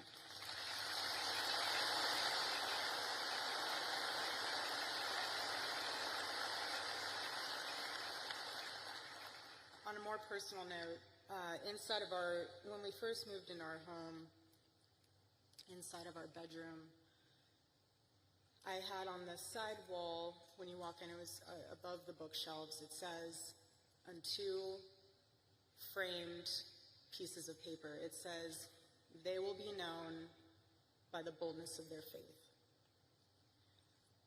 And when I hung that, as many women can attest to this, when you hang things, you see them all the time, you just kind of go about your life. And so, being in the position that I am now, it took me a while to even just make it back into our bedroom. I used to sprint from the opening door into the bathroom and sprint out. I was not ready to walk into our bedroom yet. And when I was finally able to sleep in our bed for the first time, I slept on his side of the bed. And I noticed, because he had to sleep a certain way on his side, facing the outside of the bed, because he had a bad back. I'm sure most of you didn't know that, but he had a really bad back. Anyways, so it's also why he wore compression socks too. I know a lot of people are like, why do you wear compression socks? Circulation. Anyways, so he would sleep that direction, and so I found myself sleeping that direction as well. And when I woke up for the past several nights that I've been able to be in there, I saw that the first thing I'd see is that on the wall, "They will be known by the boldness of their faith." And I thought to myself, he saw that every single morning he woke up. I didn't, because I'm on the other side of the bed, so I'm facing the window. But he saw that every single morning. And then I thought to myself, because when I go to the office, I will never sit in his office chair. So there's like a couch on the side when you walk in, and I sit on the couch. And on his desk, flanked between the Bible verse of Micah, chapter 6, verse 3, it all kind of came together for me. So he sees us on the wall, and then he sees on his desk these 3 questions that he would ask himself every single day. And it would be, what is something I can do for someone today? The second one was, what is something I can do to add value to the world today? And the third was, how can I honor God today? Those were the 3 questions combined with the words he saw every single morning. So to me, seeing on his desk, that was him suited up with the armor of the Lord every day. That was his combination. And what I'm realizing with that is those were the action points of how to have courage. Because you can ask me, well, how do I become courageous? Ask yourself those 3 questions every single day. And I promise you, you will get courage. You will. Because what death amplifies even more is that you only get one life. Just one. That's it. It's an eternal life. So that's why you have to live like it matters. But I want to remind you that God has created you for greatness,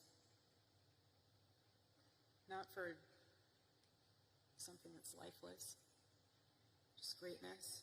And the question isn't how long you're going to live. It's what are you going to do with your life in the time that the Lord has blessed you with? What are you going to do with that? That's the question.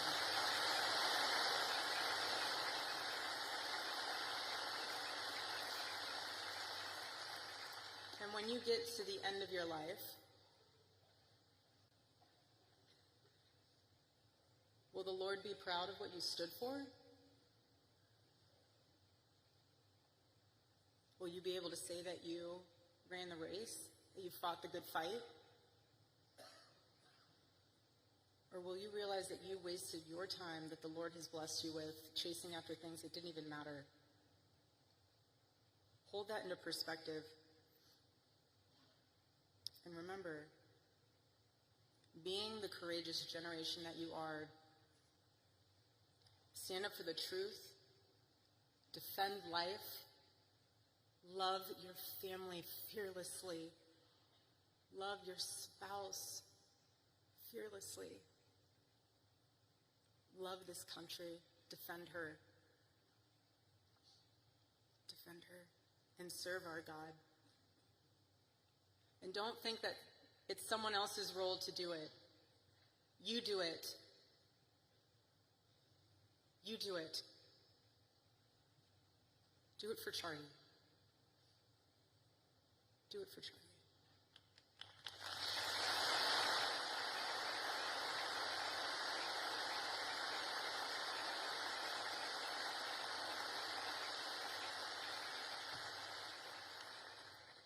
And I am tremendously blessed and honored tonight to be able to introduce to you a very, very dear friend and his wife. They are incredible. And I see no one will ever replace my husband. No.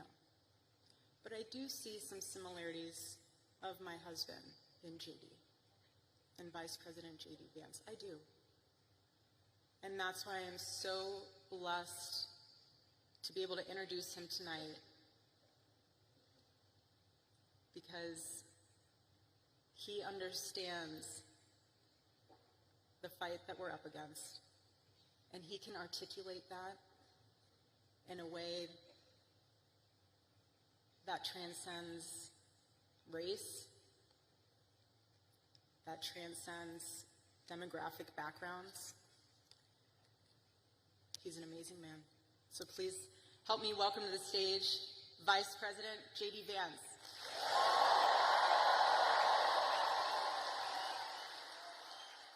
I am honored to introduce a friend of mine, somebody that I have just been so thrilled to see ascend American politics. His story is uniquely American. Growing up in poverty, difficult circumstances, serving his country honorably and heroically in the United States Marine Corps, being an America First champion in Congress, and somebody who I know will bring this vision to make America great again. Join me in welcoming JD Vance, everybody.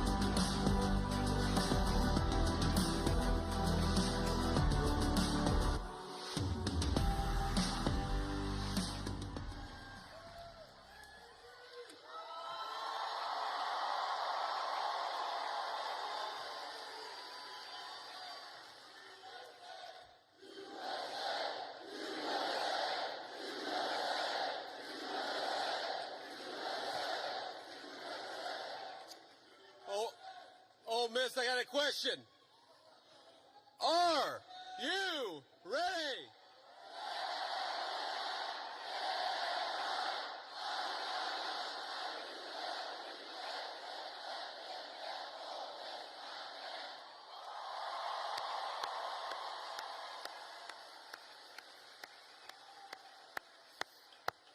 Wow, that was impressive. They told me that would be impressive, and they were exactly right.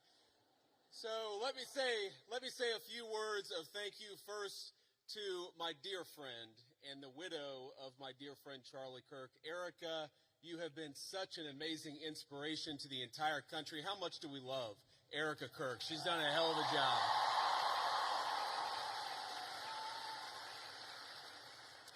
I want to thank, we have a couple of Mississippi senators here. We have both Senator Roger Wicker and Senator Cindy Hyde-Smith. Thank you guys for being here.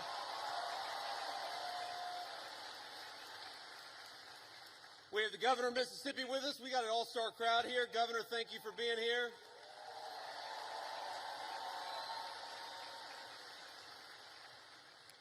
And most importantly, we have got over 10,000 students from across Mississippi. We are proud to have you, and we know that you are the future of Charlie Kirk's legacy. So thank you for being here.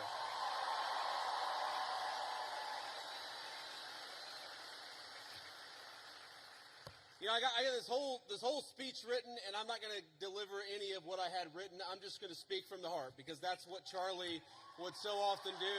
And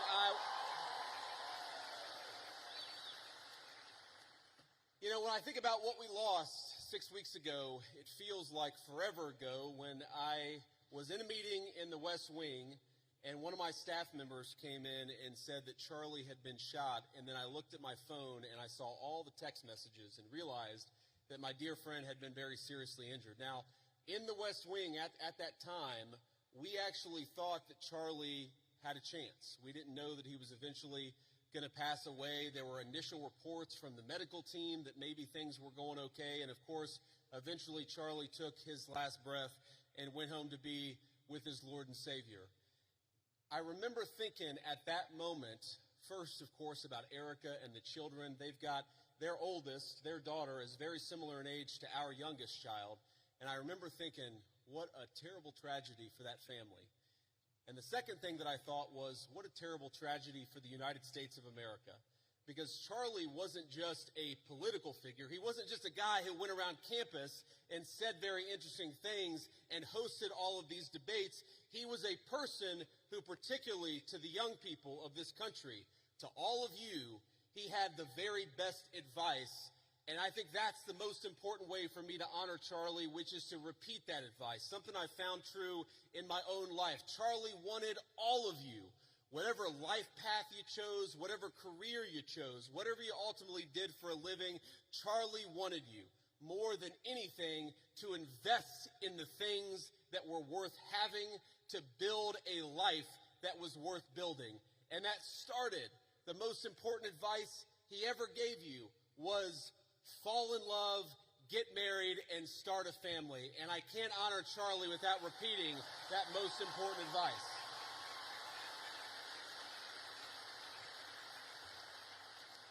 Now, most of you are probably too young to have found the person you're going to spend the rest of your life with. Some of you are lucky enough to have found that person already. But I will tell you, if you're as lucky and blessed as I have been, it hits you like a ton of bricks. And I found that person in my lovely wife, Usha, our second lady, who is here with us today. She's sitting in the audience somewhere. I don't know where. But I love you, honey. And have children. That's something Charlie also always told. I grew up in a generation. I'm 41 years old. I'm a millennial. And if you're being uncharitable, you would call me a geriatric millennial, which I really hate. I really hate being called a geriatric millennial. But here I am at 41 talking to all of you like I've got great wisdom. Here's the thing. The one regret, the only regret that I really have in my entire life, and I've made plenty of mistakes, but the one regret that I have is that, frankly, I wish we had started having kids sooner. Because when you're a young father, you realize what an incredible blessing they are, but they're also very exhausting. And I know here at Ole Miss, we like to party a lot. And I know at Ole Miss, occasionally some of you will have a few drinks on a Friday or Saturday, or hopefully not a Tuesday night, but I'm sure that happens from time to time here in SEC country. But here's the thing.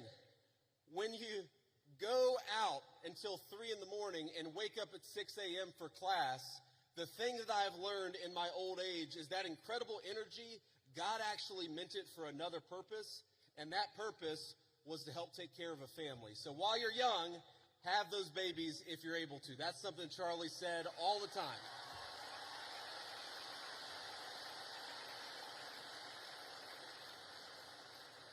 But if you think of that advice, Charlie wanted you to get married. He wanted you to fall in love. He wanted you to build a family. He wanted you to find a vocation. That was the advice that he gave on campuses.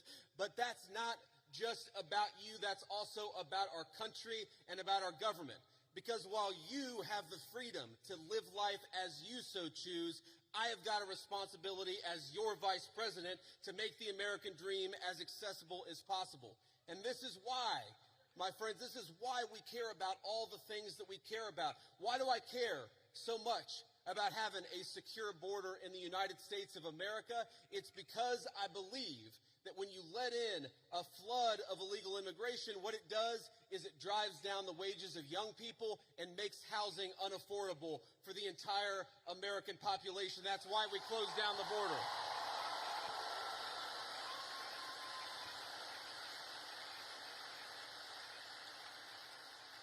The left will say our immigration policy is about hating immigration, hating immigrants. We don't hate anybody. We love our fellow citizens, and because we want them to have the American dream, we shut that border down the very first day that Donald J. Trump was the President of the United States.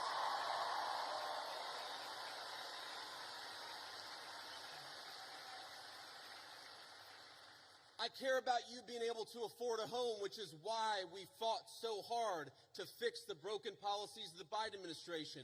I want a lot of you, I'm sure there are military veterans in this room right now. I'm sure there are a lot of people who will join the military in the future, and we're proud of you. But part of America First is ensuring that we never ask you to go and do the American people's business unless it is in the interest of the United States of America, and that's how we honor the sacrifice of our troops.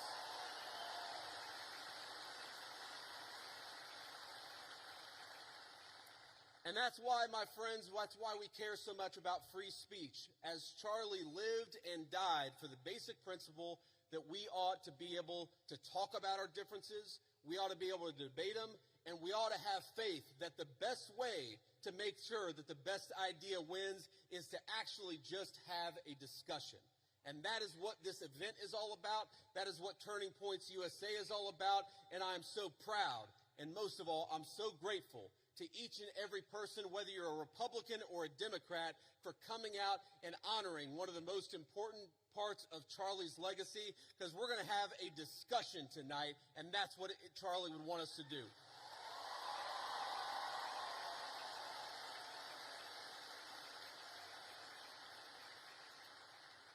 Now, I want to get to questions, and I want to leave plenty of time for questions, but I want to make just a couple of final points about Charlie's legacy in politics.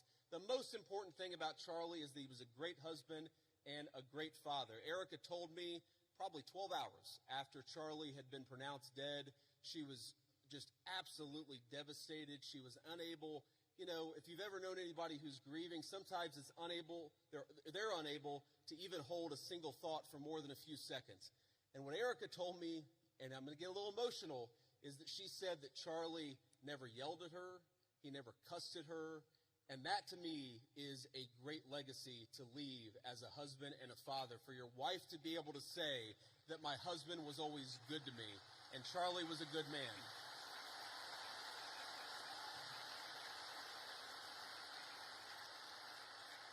But he also had the legacy of believing in political debate, and he was the most effective person in politics that I have ever seen.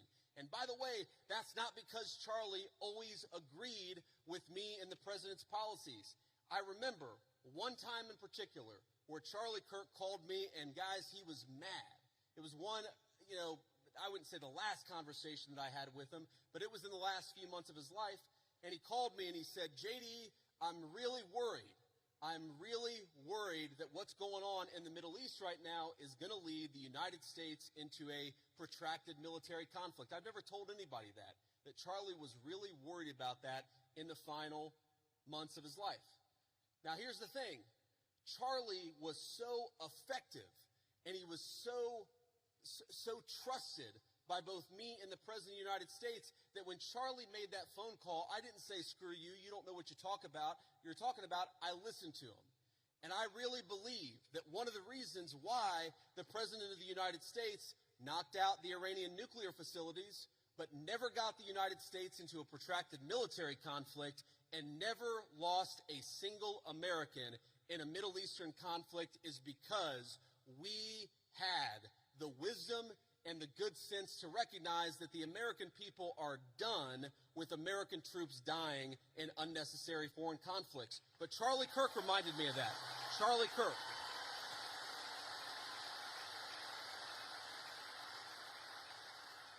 So that was a great moment for our country. It was a great moment for my friendship with Charlie Kirk, because friendship is not just about telling everybody what they want to hear. It's not just about agreeing with everybody all the time. It's about having the trust in another human being that you can tell them they're wrong and actually encourage them to change their mind. Or in that case, not necessarily even tell us that we were wrong, but make sure that we were thinking about all the options. And of course, under the president's leadership, we were doing exactly that. But Charlie was so good at that. And I think that's one of the ways in which I want all of you to honor your legacy. Obviously, you care about our great nation or you wouldn't be here. A lot of you will go on to become future leaders in business or in politics. A lot of you will run campaigns. A lot of you will work on campaigns. A lot of you will be future leaders. There might even be a lowly future vice president of the United States in this very room. But here's the thing that I want all of you to remember. Charlie wasn't effective just because he had opinions. A lot of people have opinions. Charlie was effective because he was courageous, because he worked very hard, and because he made his vision a reality. And so if you care about this country, as I know all of you do, don't just complain about social media. Get up and get involved in a campaign. If you want a better policy outcome, even from an administration that you voted for, then get out and get involved and making your voice heard. If you care about this country, love it enough to get involved in the process and how we govern it. That is the only way we are going to save the United States of America, and that is perhaps the greatest contribution that you can make to Charlie Kirk's legacy is getting involved in saving this country. I'm in the fight, and I know every single one of you are with me. God bless you, and thank you for having me.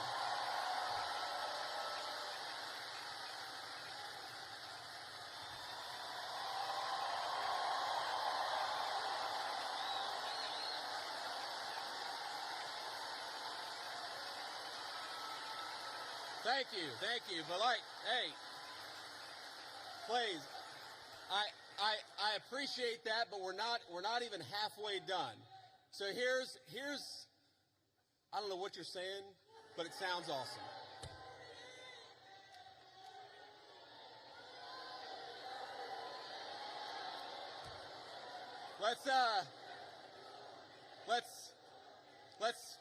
Let's not get ahead of ourselves, ladies and gentlemen. What we're going to do next is actually take some questions. And I remember one of my favorite things about Charlie, not that there aren't going to be some questioners who agree with me, but if you disagree with me, I would ask that you come to the front of the line, because we want to talk to people we agree with. We also want to hear from people we disagree with. It is hard for me to see because the spotlights are very bright, but whoever's in line, go ahead and ask your question. Oh, there we go. Okay, now I can see you.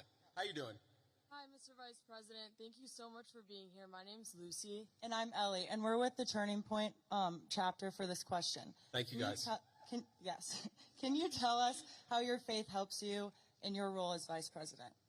Well, I appreciate that. That is a very good question. And this is another way in which Charlie has affected my life. I would say that I grew up, again, in a generation where even if people had very deep personal faith, they didn't talk about their faith a whole lot. And I grew up in a country where you just didn't hear political leaders talk about their faith. But the reason why I try to be the best husband I can be, the best father I can be, the reason why I care so much about all the issues that we're going to talk about is because I believe that I've been placed in this position for a brief period of time to do the most amount of good for God and for the country that I love so much. And that's the most important way that my faith influences me is we all get a limited opportunity to make a difference. And if you believe as we believe, you believe that God, you believe that Jesus Christ has a plan. And sometimes we don't understand that plan. By the way, one way I don't understand that plan is why my friend lost his life 6 weeks ago. Sometimes I get pissed off about that. But what I remind myself is that there is a deeper rhythm, that Jesus Christ is the author of the fate of human history, and we are charged to do everything that we can to effectuate that vision, to make our country a more virtuous place, a more prosperous place where people can raise a family and not be persecuted for their faith, but teach their children their faith. That recognition that all of us have a duty. And I have two very important duties as Vice President of the United States to the American people and to God, and that's the most important influence my faith has on me. Thank you.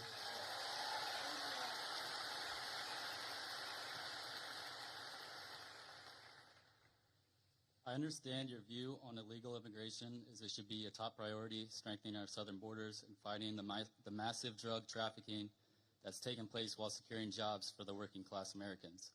Also, deporting every single person who's invaded our country illegally, which I 100% agree on. My question to you is, what is your view on legal immigration? Personally, I have a girlfriend who's studying in America off a visa. Our hope is eventually getting a green card. So what is your view on legal immigration? Should we reduce it? Also, what is your plan for a merit-based system?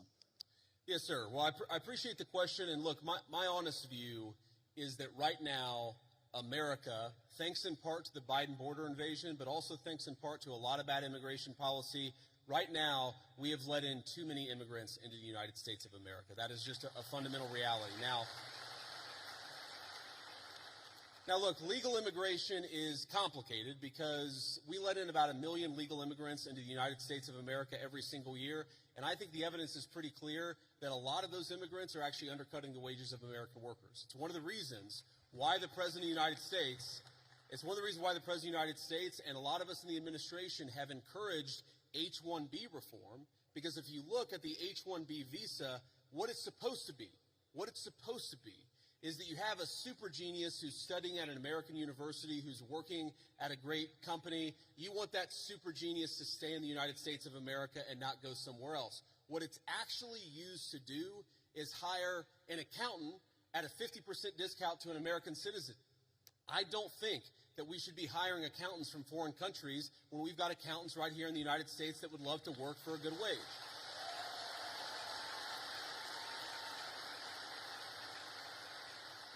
Now, you asked about, I think, your girlfriend, you said, and I obviously don't know the full details about your situation, but my view is, look, there are people who want to come to the United States of America, and some of them, I'm sure, can enrich the United States of America by coming here, but we have got to get our overall numbers way, way down. Too many people have come into the United States of America.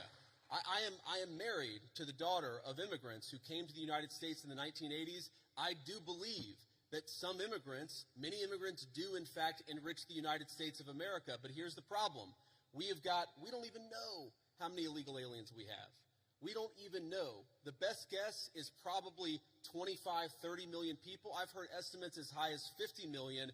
When something like that happens, you've got to allow your own society to cohere a little bit, to build a sense of common identity, for all the newcomers to assimilate, the ones who are going to stay, to assimilate into American culture. Until you do that, you've got to be careful about any additional immigration, in my view. Thank you, sir. Thank you.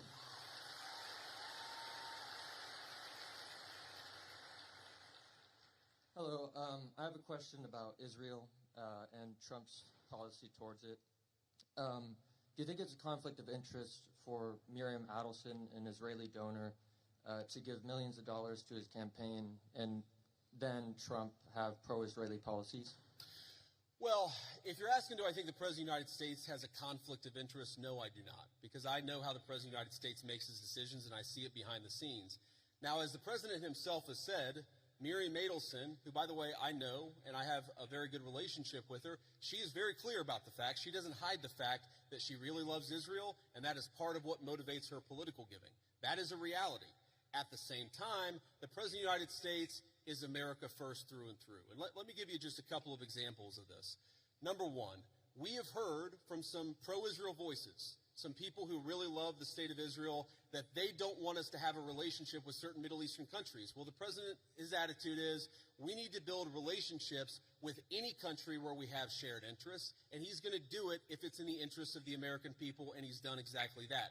Number two, there were people, and I remember this criticism of the President of the United States, I just raised it in the context of a conversation I had with Charlie.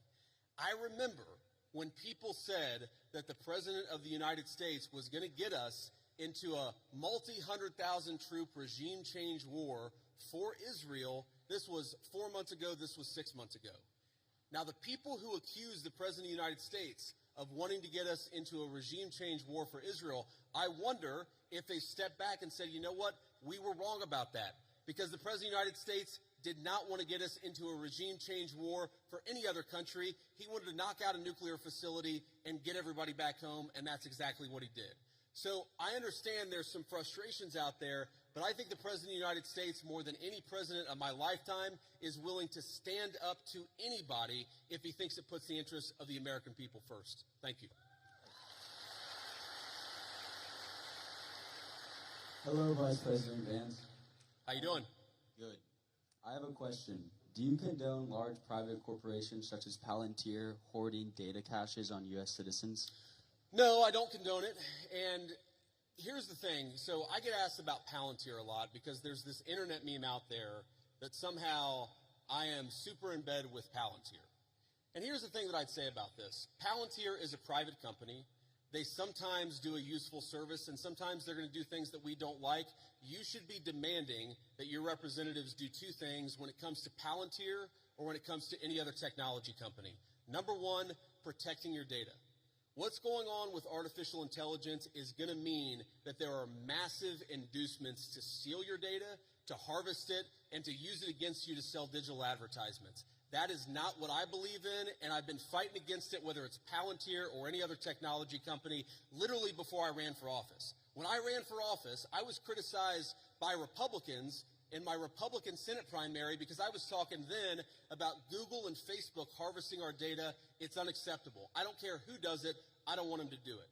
Number two, and this is also very important, what's going on with artificial intelligence, we got to be worried about large-scale surveillance, okay? Everything. You asked about Palantir. Do you know that every time you make a credit card transaction, the credit card companies are collecting data on how you spend your money?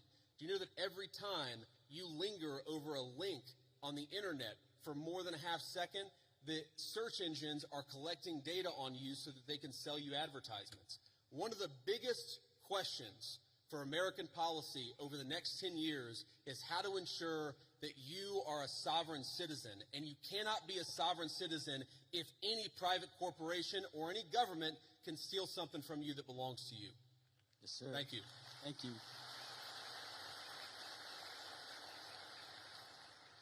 Vice President J.D. Vance, good evening.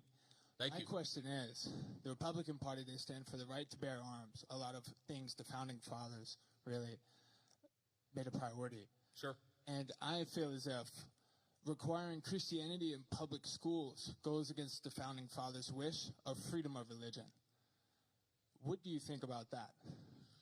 Well, I guess, who is saying that we require Christianity in public schools?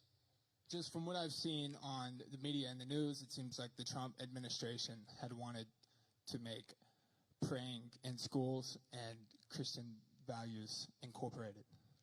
Well, look, I think Christian values are a good thing, and I'll talk to you about why I think that's a good thing. But that's separate from forcing people to pray, which I don't think that anybody, certainly no Christian that I know, would ever support or ever endorse. And let me just say something generally about all the people. I see there's a big line, and I hope I can get to everybody's question. I remember when I was a sophomore in high school, I went to an event at my church, which was a book signing with Oliver North and Sean Hannity, the Fox News host. And this was back before, this was, I guess, 25 years ago. And so neither of these guys was maybe as big as they are today. And I remember standing in line, and I'm about to say hello to Oliver North and Sean Hannity, and I remember thinking to myself, I was so nervous. All I need to do is shake my hand, or shake their hand, give them a firm handshake, and tell them my name. That's what I'm thinking. Firm handshake, tell them my name. Firm handshake, tell them my name. And I get to the front of the line, and Sean Hannity looks at me, and he says, "How are you doing?" And I totally panic, and I go, JD. Because I had rehearsed shaking and saying my name. My point is, I admire your guys' courage, and please don't be nervous. If you need to work through a question, think about it, speak it. We're all here to have a nice conversation, and we're all supportive of it. Here's the thing when you talk about forcing, I'm going to answer your question, of forcing Christianity, forcing people to pray. There's a liberal idea out there that I think is wrong, and that's that liberalism is the source of freedom of religion. And actually, if you go back to the original founding documents of the United States of America, if you go back to the Anglo-legal tradition well before there was ever a United States of America, what you find is that freedom of religion is actually a Christian concept. And the reason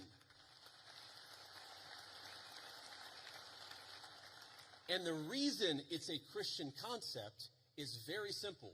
Because Christianity, Imago Dei, the idea that we are all made in the image of our Creator, means that we must respect the free will of every single person. Now, part of that is you have a conversation with people.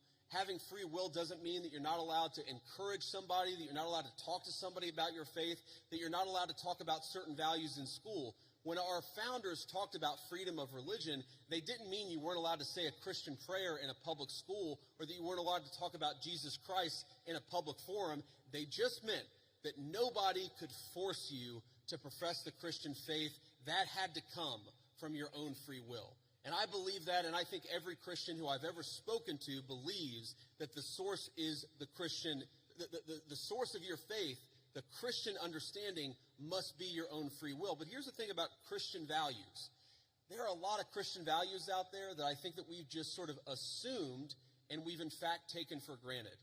Christian values are the idea that you should respect every single person as an individual. Whatever the color of their skin, created in the image of God, that's a Christian concept. And in fact, it was a Christian empire, Great Britain, that abolished slavery to begin with.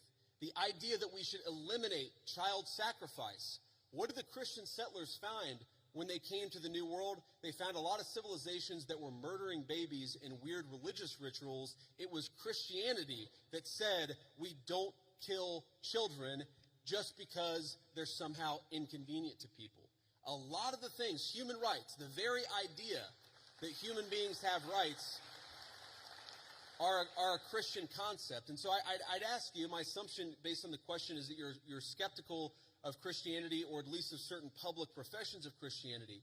One of my favorite Bible verses is, "By your fruits ye shall know them."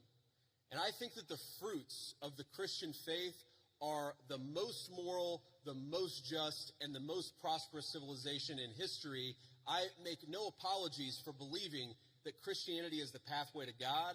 I make no apologies for thinking that Christian values are an important foundation of this country, but I'm not going to force you to believe in anything because that's not what God wants and that's not what I want either.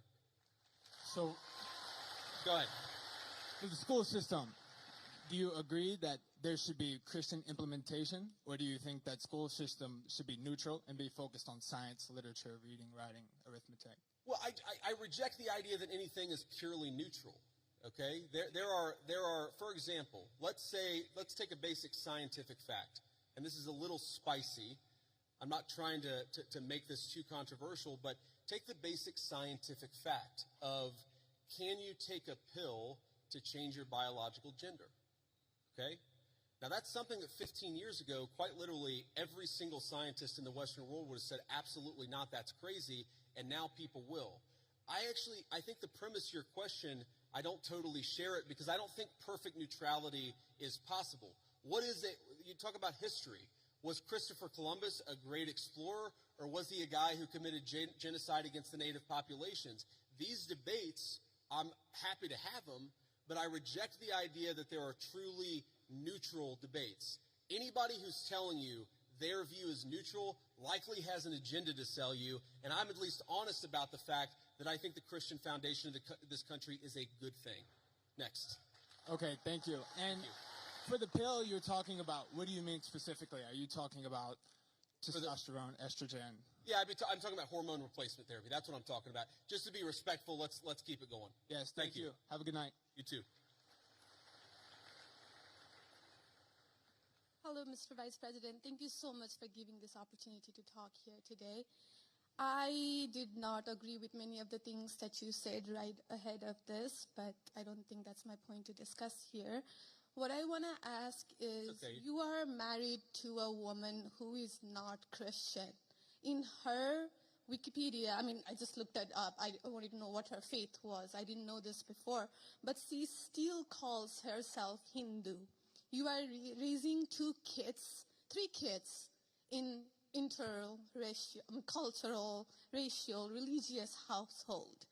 How are you maintaining, or how are you teaching your kids not to keep your religion ahead of their mother's religion? Or how are you teaching them that your kind, they're that kind who got here just few years or few decades ago is different or is better than your mom's kind who got here just a generation before? How are you balancing that? And when you talk about too many immigrants here, when did you guys decide that number? Why did you sell us a dream? You made us spend our youth, our wealth in this country and gave us a dream. You don't owe us anything. We have worked hard for it.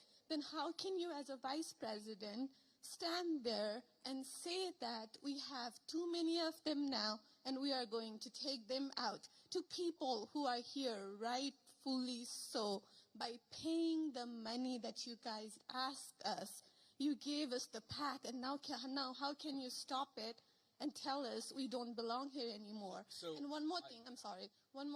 Do you have to There's a lot there. I don't know if I'm going to remember all this, but I will try. I'm sorry. I had to say all of this, and please take it with due. I mean, I'm saying all of this with due respect. Go ahead. Please. I have no intention of causing a scene here or anything, but we're not close to causing a scene. Don't worry.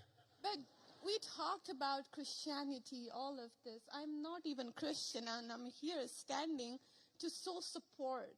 Why are we making Christianity one of the major things that you have to have in common to be one of you guys, to show that I love America just as you do? Why is that still a question? Why do I have to be a Christian? Okay. So there was a lot there, and I'm going to try to respond to as much of it as I can. So on the question of immigration, so first of all, I can believe that we should have lower immigration levels, but if the United States passed a law and made a promise to somebody, the United States, of course, has to honor that promise. Nobody's talking about that. I'm talking about people who came in violation of the laws of the United States of America, and I'm talking about in the future reducing the number of people. Sorry, what? Can I continue on that? Because when you just said you are not stopping with the people who came here legally, right? But you are pushing out policies that hurt us. And these policies are not even solving the problems. These policies are just creating chaos. No, ma'am. Okay, so again, I'm gonna finish answering the question, and then if I've answered all 9 of your questions in less than 15 minutes, then we can keep on going. We got to have a little fun, right? So here's the thing. I can believe that the United States should lower its levels of immigration in the future, while also respecting that there are people who have come here through lawful immigration pathways that have contributed to the country. But just because one person or 10 people or 100 people came in legally and contributed to the United States of America, does that mean that we're thereby committed to let in 1 million or 10 million or 100 million people a year in the future? No, that's not right. We cannot have, but I'll go and finish. We cannot have an immigration policy where what was good for the country 50 or 60 years ago binds the country inevitably for the future. There's too many people who want to come to the United States of America, and my job as vice president is not to look out for the interests of the whole world. It's to look out for the people of the United States.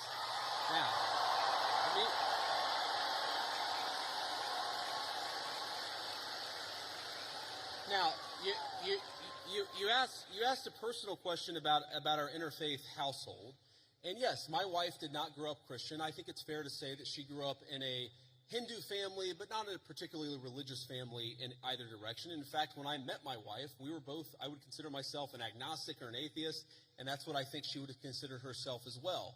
You know, everybody has to come to their own arrangement here. The way that we've come to our arrangement is she's my best friend. We talk to each other about this stuff. So we decided to raise our kids Christian. Our two oldest kids who go to school, they go to a Christian school. Our 8-year-old did his first communion about a year ago. That's the way that we have come to our arrangement. But, thank you. My 8-year-old was also very proud of his first communion. Thank you, guys. I'll tell him that Ole Miss wishes him the best. But I think everybody has to have this own conversation when you're in a marriage. I mean, it's true for friends of mine who are in Protestant and Catholic marriages, friends of mine who are in, atheist and Christian marriages. You just got to talk to the only advice I can give is you just got to talk to the person that God has put you with, and you've got to make those decisions as a family unit. For us, it works out. Now, most Sundays, Usha will come with me to church. As I've told her, and I've said publicly, and I'll say now in front of 10,000 of my closest friends, do I hope eventually that she is somehow moved by the same thing that I was moved in by church? Yeah, I honestly do wish that, because I believe in the Christian gospel, and I hope eventually my wife comes to see it the same way. But if she doesn't, then God says everybody has free will, and so that doesn't cause a problem for me. That's something you work out with your friends, with your family, with the person that you love. Again, one of the most important Christian principles is that you respect free will. Usha's closer to the priests who baptized me than maybe I am. They talk about this stuff. My attitude is you figure this stuff out as a family, and you trust in God to have a plan, and you try to follow it as best as you can. And that's what I try to do. I want to make a final point. So I don't want to cut you off. I want to be respectful to all the people behind you in line. But I want to make this point about immigration, okay? If you ask the question, what is the exact right number of immigrants for the United States to let in, it is just very specific on the context. If you go back to the 1920s, the United States passed an Immigration Reform Act that effectively cut down immigration to close to zero for 40 years in this country. And what happened over those 40 years? The many, many people who had come from many different foreign countries and different foreign cultures, they assimilated into American culture. And there was an expectation that they would assimilate into American culture. I think we have two problems in our immigration system today. And my guess is you're probably a slightly more leftist political persuasion, liberal political persuasion, maybe not. But here's the thing. I remember back in my establishment GOP days when I was still very early getting involved in Republican politics, I remember a conservative think tank person who told me that one of the reasons why immigration was really good is that if you had enough diversity in a country, people would mistrust each other and they wouldn't join labor unions. Okay? So when I see a lot of left-wing people who theoretically support organized labor saying we need to flood the country with a limitless number of immigrants, they're unwilling to set any limitations on it. My response to that is you are destroying the very social trust on which American freedom and prosperity was built. And that is really important to me. So the honest answer to your question, what is the exact number of immigrants America should accept in the future? Right now, the answer is far less than we've been accepting. We have got to become a common community again, and you can't do that when you have such high numbers of immigration, which is one of the reasons why we have the immigration policy we do. Thank you. Next.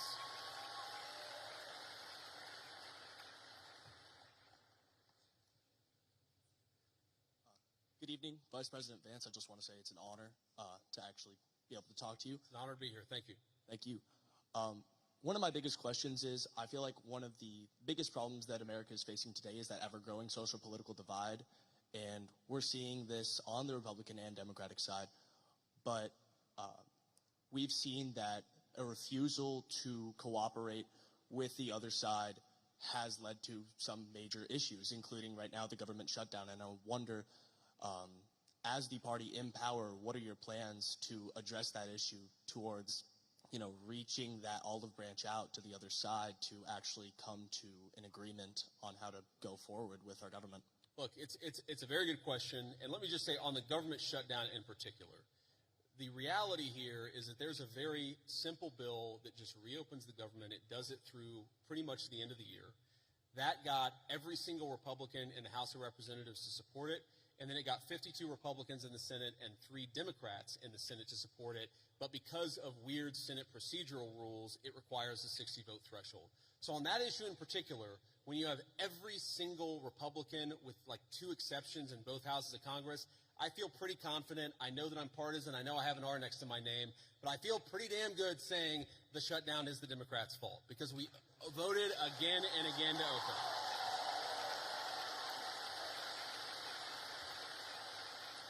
Now, but there's a broader question there, and I think most Americans, whatever their political persuasion, would actually like the country's political parties to work together better to solve the problems.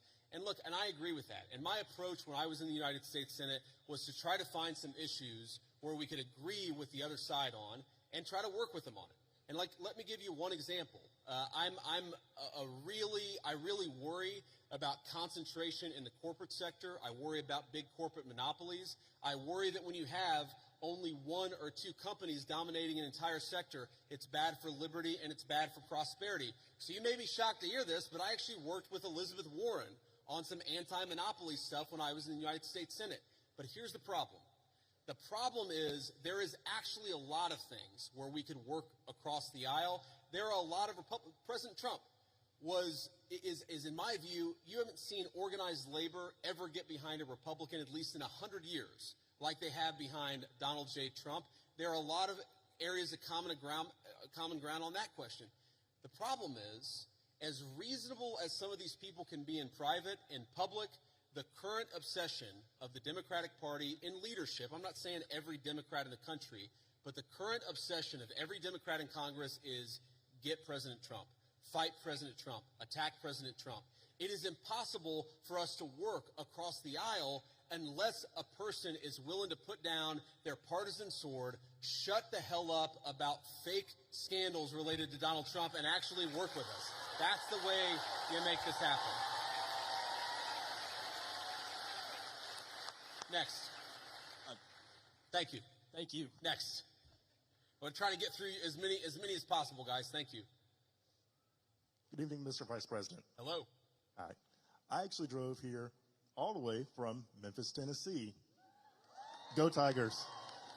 So I'm sure everyone here is aware of the Memphis Safe Task Force that has been in the city for about a month now, and I checked a little earlier. As of this morning, I believe they've arrested 1,700 people and seized about 300 illegal guns. So I want to ask, how does this law enforcement objective jive with Attorney General Pam Bondi's pledge to make the Department of Justice a more pro-Second Amendment Department of Justice? Because I'm sure most people in here support the Second Amendment.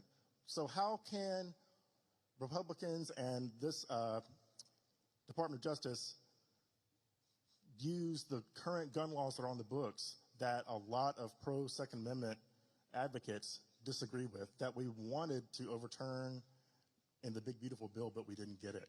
Yeah. So I understand the question. And by the way, I supported some of those changes in the big, beautiful bill. I know the President of the United States did too. We didn't have the votes to get them in there, and that's as simple as that. But I know exactly what you're talking about because there were a couple of issues in particular. I talked to some of my Second Amendment friends. But here's the basic issue. We don't want people who have violated the law who have committed felonies. The Second Amendment, like every other amendment, it's about due process. It's that you don't have your rights violated unless there is due process of law. If you're a person who's committed 4 felonies and a court has lawfully ordered that you shouldn't have a gun and you're running around with a firearm, I don't have any problem with law enforcement saying you don't get to have that firearm that is illegally possessed, illegally obtained. I think that's basic law and order. Now, again, if you had, if you had somebody come in and say, well, we don't think that person should have a firearm, but they haven't violated any law, that's a totally separate question. That's not what we're focused on. What we're focused on is violent crime and people who have violated, the bodily autonomy of another human people. A person who has committed an act of violence against one of their fellow citizens, we're going to clean up the streets, get those people off the streets, and make America safe for the American citizens again. That is our entire law and order policy, and I think we're doing a pretty good job at it. Thank you.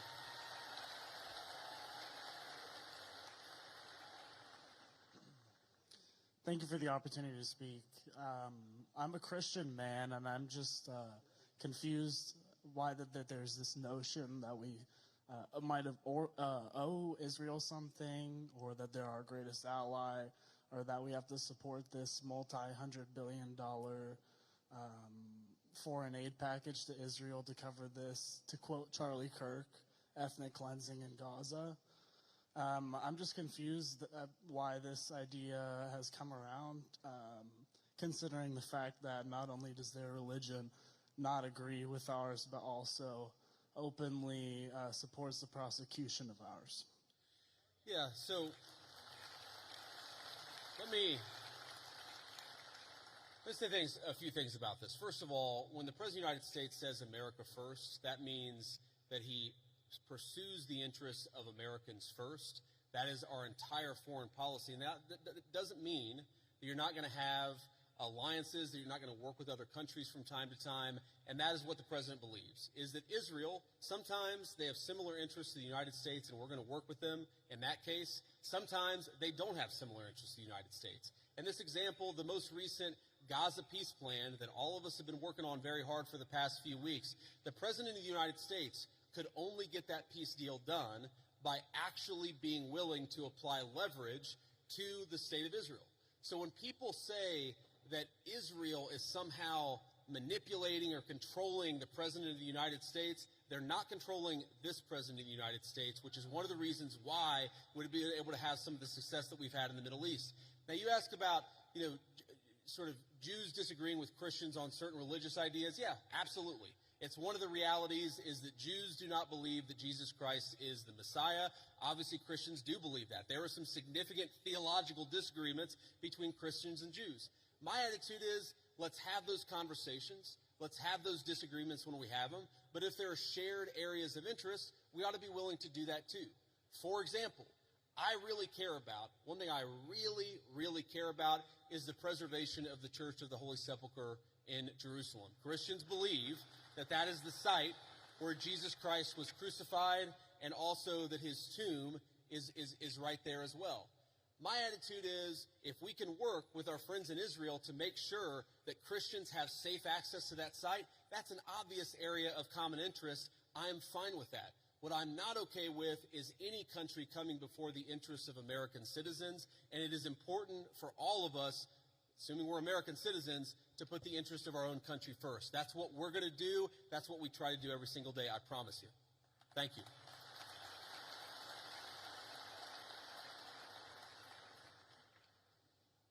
Hi, Mr. Vice President. I'm the president of our pro-life organization here at Ole Miss, Rebels for Life.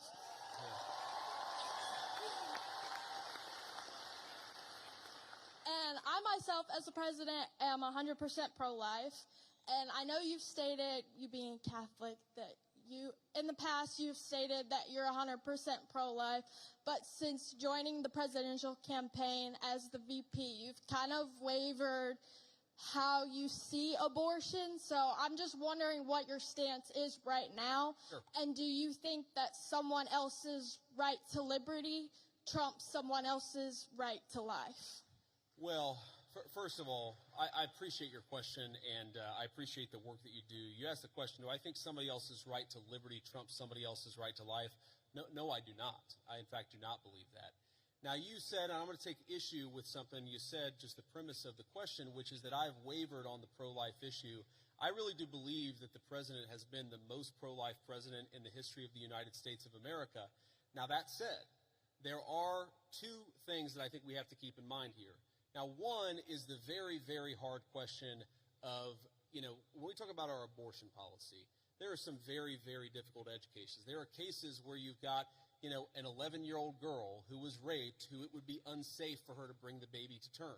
You've got situations where, bringing a baby to term would cause serious bodily harm, maybe death for the mother. That's one of the reasons why we believe in the exception in these cases where you have, again, they're edge cases, they're rare.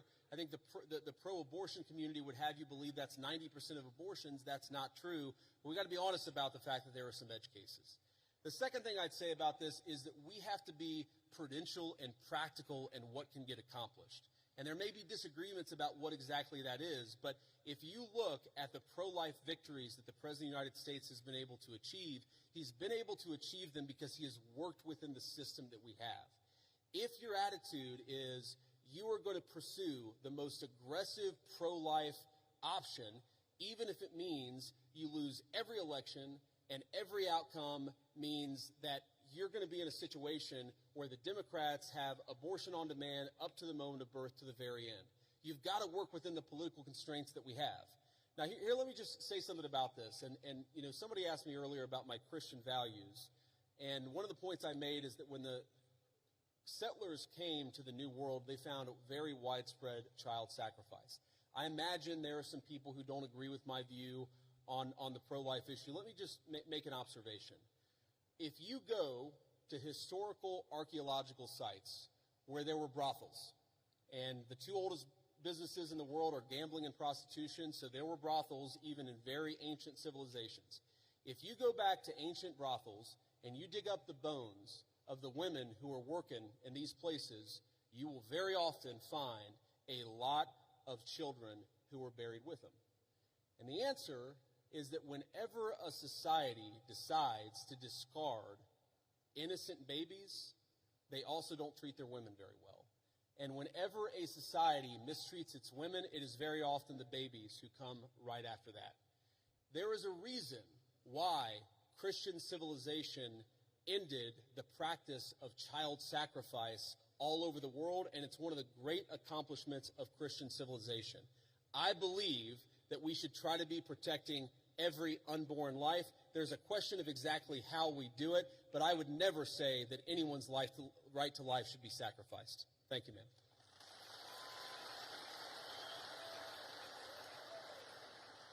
First, I just have to say I'm thrilled to hear you articulate Christian values on a stage like this and to remind us that things we take for granted and things we value so much have a Christian origin. So thank you for that. I really mean that. However, so much of liberalism, by the way, so much of the far left is a sort of, if you really pay attention to it, it's a kind of perverted version of Christianity. Like, there's nothing wrong, of course, with focusing on people who are disenfranchised, for example. That's the focus of liberalism. But if you completely separate it from any religious duty, any civic virtue, then that can actually become, for example, an inducement to lawlessness. You can't just have compassion for the criminal. You also have to have justice, too, which is why I think that a properly rooted Christian moral order is such an important part of the future of our country. But sorry, I interrupted you. Go ahead. All right, amen. Absolutely. Now, as much as I hope and pray that we can be a nation of Christians, the idea of a Christian nation scares me. So I'd like to hear your feedback on a pretty nuanced argument here, that perhaps there should be a wall of separation, as at least one of our founders advocated, between church and state at the national level. However, that line can and should get blurrier as we descend to the community level. And perhaps that is actually the system, the structure that our founders gave us when they said Congress shall make no law establishing a religious body. However, states did have close relationships with churches at that time. Yeah. Do you think that is a rationale that works? Do you think that is the way we should implement around these Christian values? So this is a very nuanced point, and I want to just make sure that everybody's kind of on the same page here. So if you go back to the First Amendment, it doesn't say separation of church and state. It says Congress shall make no law respecting an establishment of religion. But if you go back to the founding time, there were actually a number of states that had formally recognized churches. So there was the Anglican Church of Virginia. That was the official state church of Virginia. Maryland at the time was the only majority Catholic colony, or at least had a significant Catholic representation of the original 13 colonies. There's a lot there. And yes, I do think that what happened is the Supreme Court interpreted Congress shall make no law respecting an establishment of religion to effectively throw the church out of every public space at the federal, state, and local level. I think it was a terrible mistake, and we're still paying for the consequences of it today.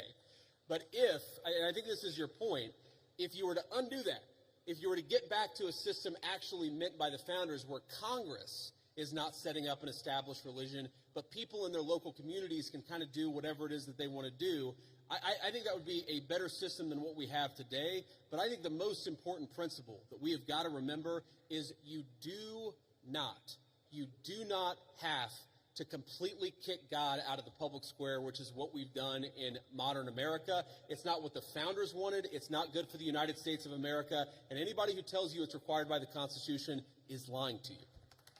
Thank you.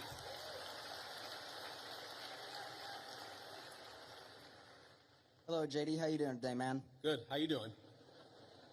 In the wise words of Ricky Bobby, I don't know what to do with my hands. Don't feel bad. Neither do I half the time, man. Okay.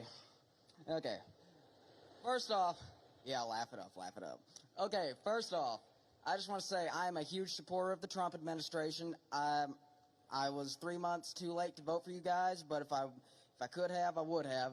So I'm a huge supporter of you guys before I make my argument. But there is something you guys are doing that is kind of disturbing me a little bit. Okay, go ahead. Thank you.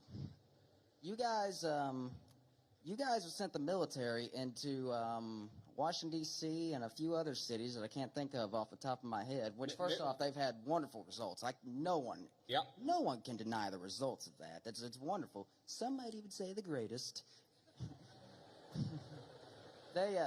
I'm a comedian. I like this guy. Who is this guy? Thank you, JD. I like you too. Now he's gonna ask the question about all the shit that we did wrong, but that's okay. Go ahead and ask your question.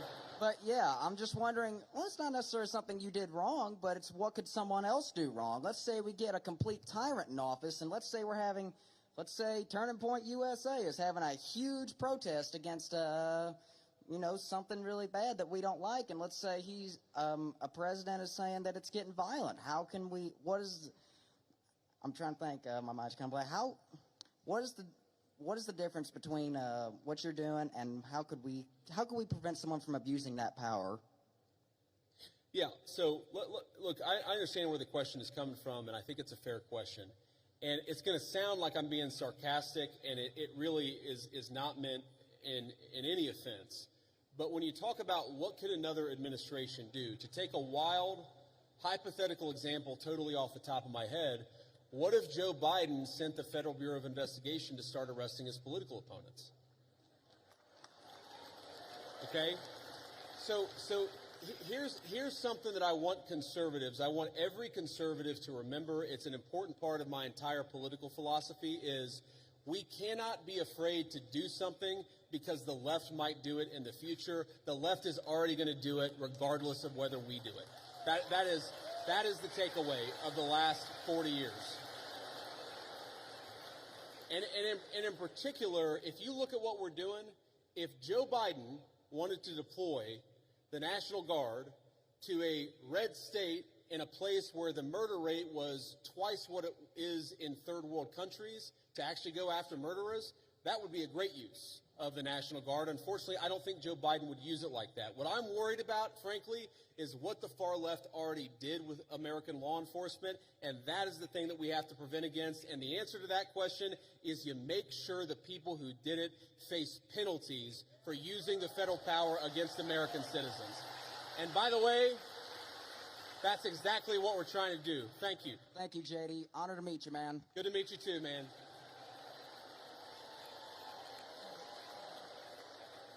This will be the last question. Ricky Bobby, 2048. That's who I'm voting for.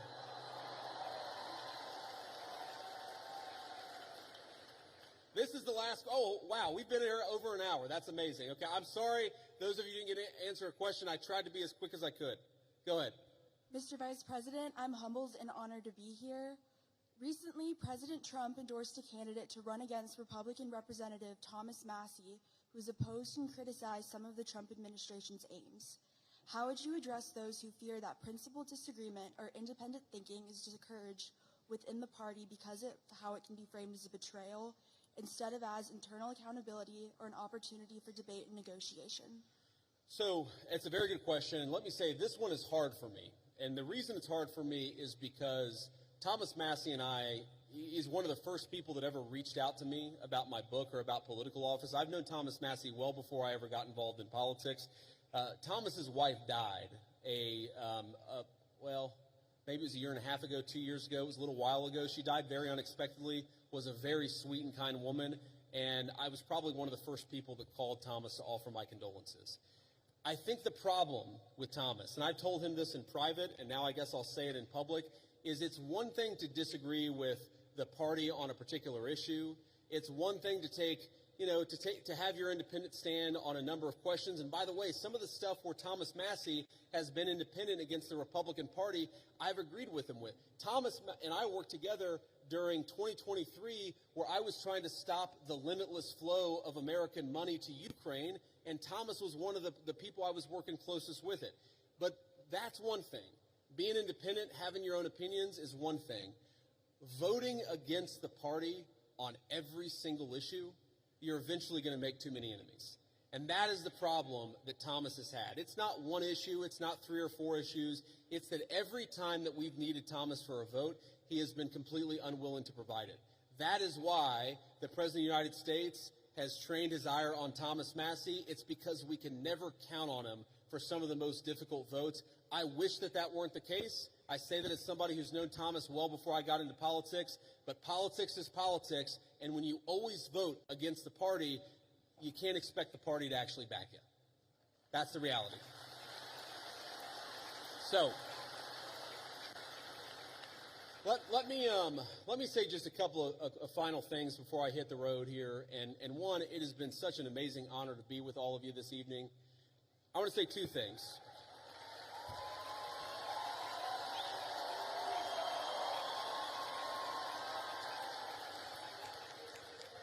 I want to say 2 things. Number one, when I was back in my agnostic days and I was thinking about returning to my faith, I remember talking to a friend of mine and actually talking about, a number of things. And he said something to me that was really interesting. And I was talking about all the things that were going wrong. I was looking to the future. I was talking about everything that was broken in the world. And I said to him, things are just really, really dark. And he stopped me in my tracks. He said, JD, you're right. There are a lot of things that are really dark out there, but despair is a sin. Now, I know not all of you are Christians, but for the Christians out there, I think that it is very important to remember that despair is actually a sin. It's okay to disagree. It's okay to criticize. It's okay to think that things aren't going well with a particular issue, but we are called to never give up hope. But I think one of the critical lessons of Charlie Kirk's life to his dying breath, this was a man who never lost hope in his Creator and never lost hope in the United States of America. So let's remember that and carry that forward as a way to remember it.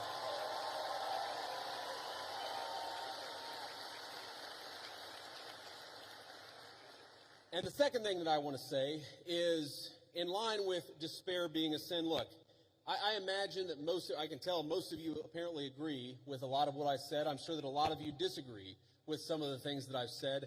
That's okay.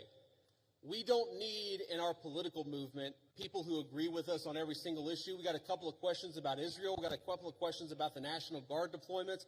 We don't need somebody who agrees with us on every single question or every single issue. What we need is people of good faith who love the United States of America and are willing to work hard to save it. So when you look at all the accomplishments, you look at the accomplishments of the last 9 months. We inherited the worst border crisis in the history of the United States of America. We shut down the border, and net immigration is 2.5 million lower today than it was in 9 months. That means the total number of people that have been sent out of this country is 2.5 million. We have 2.5 million fewer illegal immigrants than we had. That's a great accomplishment.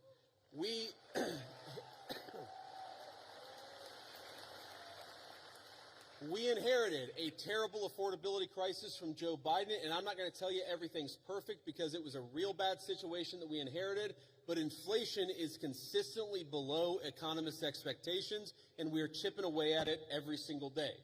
We inherited an economy where we had the largest trade deficit in the history of the United States of America. In 9 months, Donald Trump's tariff policies have cut the American trade deficit by over half. That means we're making more of our own stuff, and we're actually employing American workers to do it.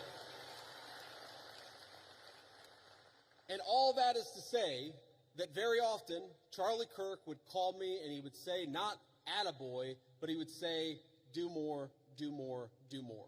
And I listened to Charlie because he was a dear friend and because I knew that he loved this country. My point is, the best way in your life to honor Charlie Kirk's legacy, it's not to despair, but to hope in the future of this country. If you disagree with something, then get involved in the movement to save this country. If you think that we could be doing more, then pick up the phone and get involved in the effort to change our minds and change the future of the United States of America in the process. My friends, the rebels of Ole Miss, despair is a sin. Do not give in to despair. Let's keep fighting to save the United States of America. Thank you, and God bless you.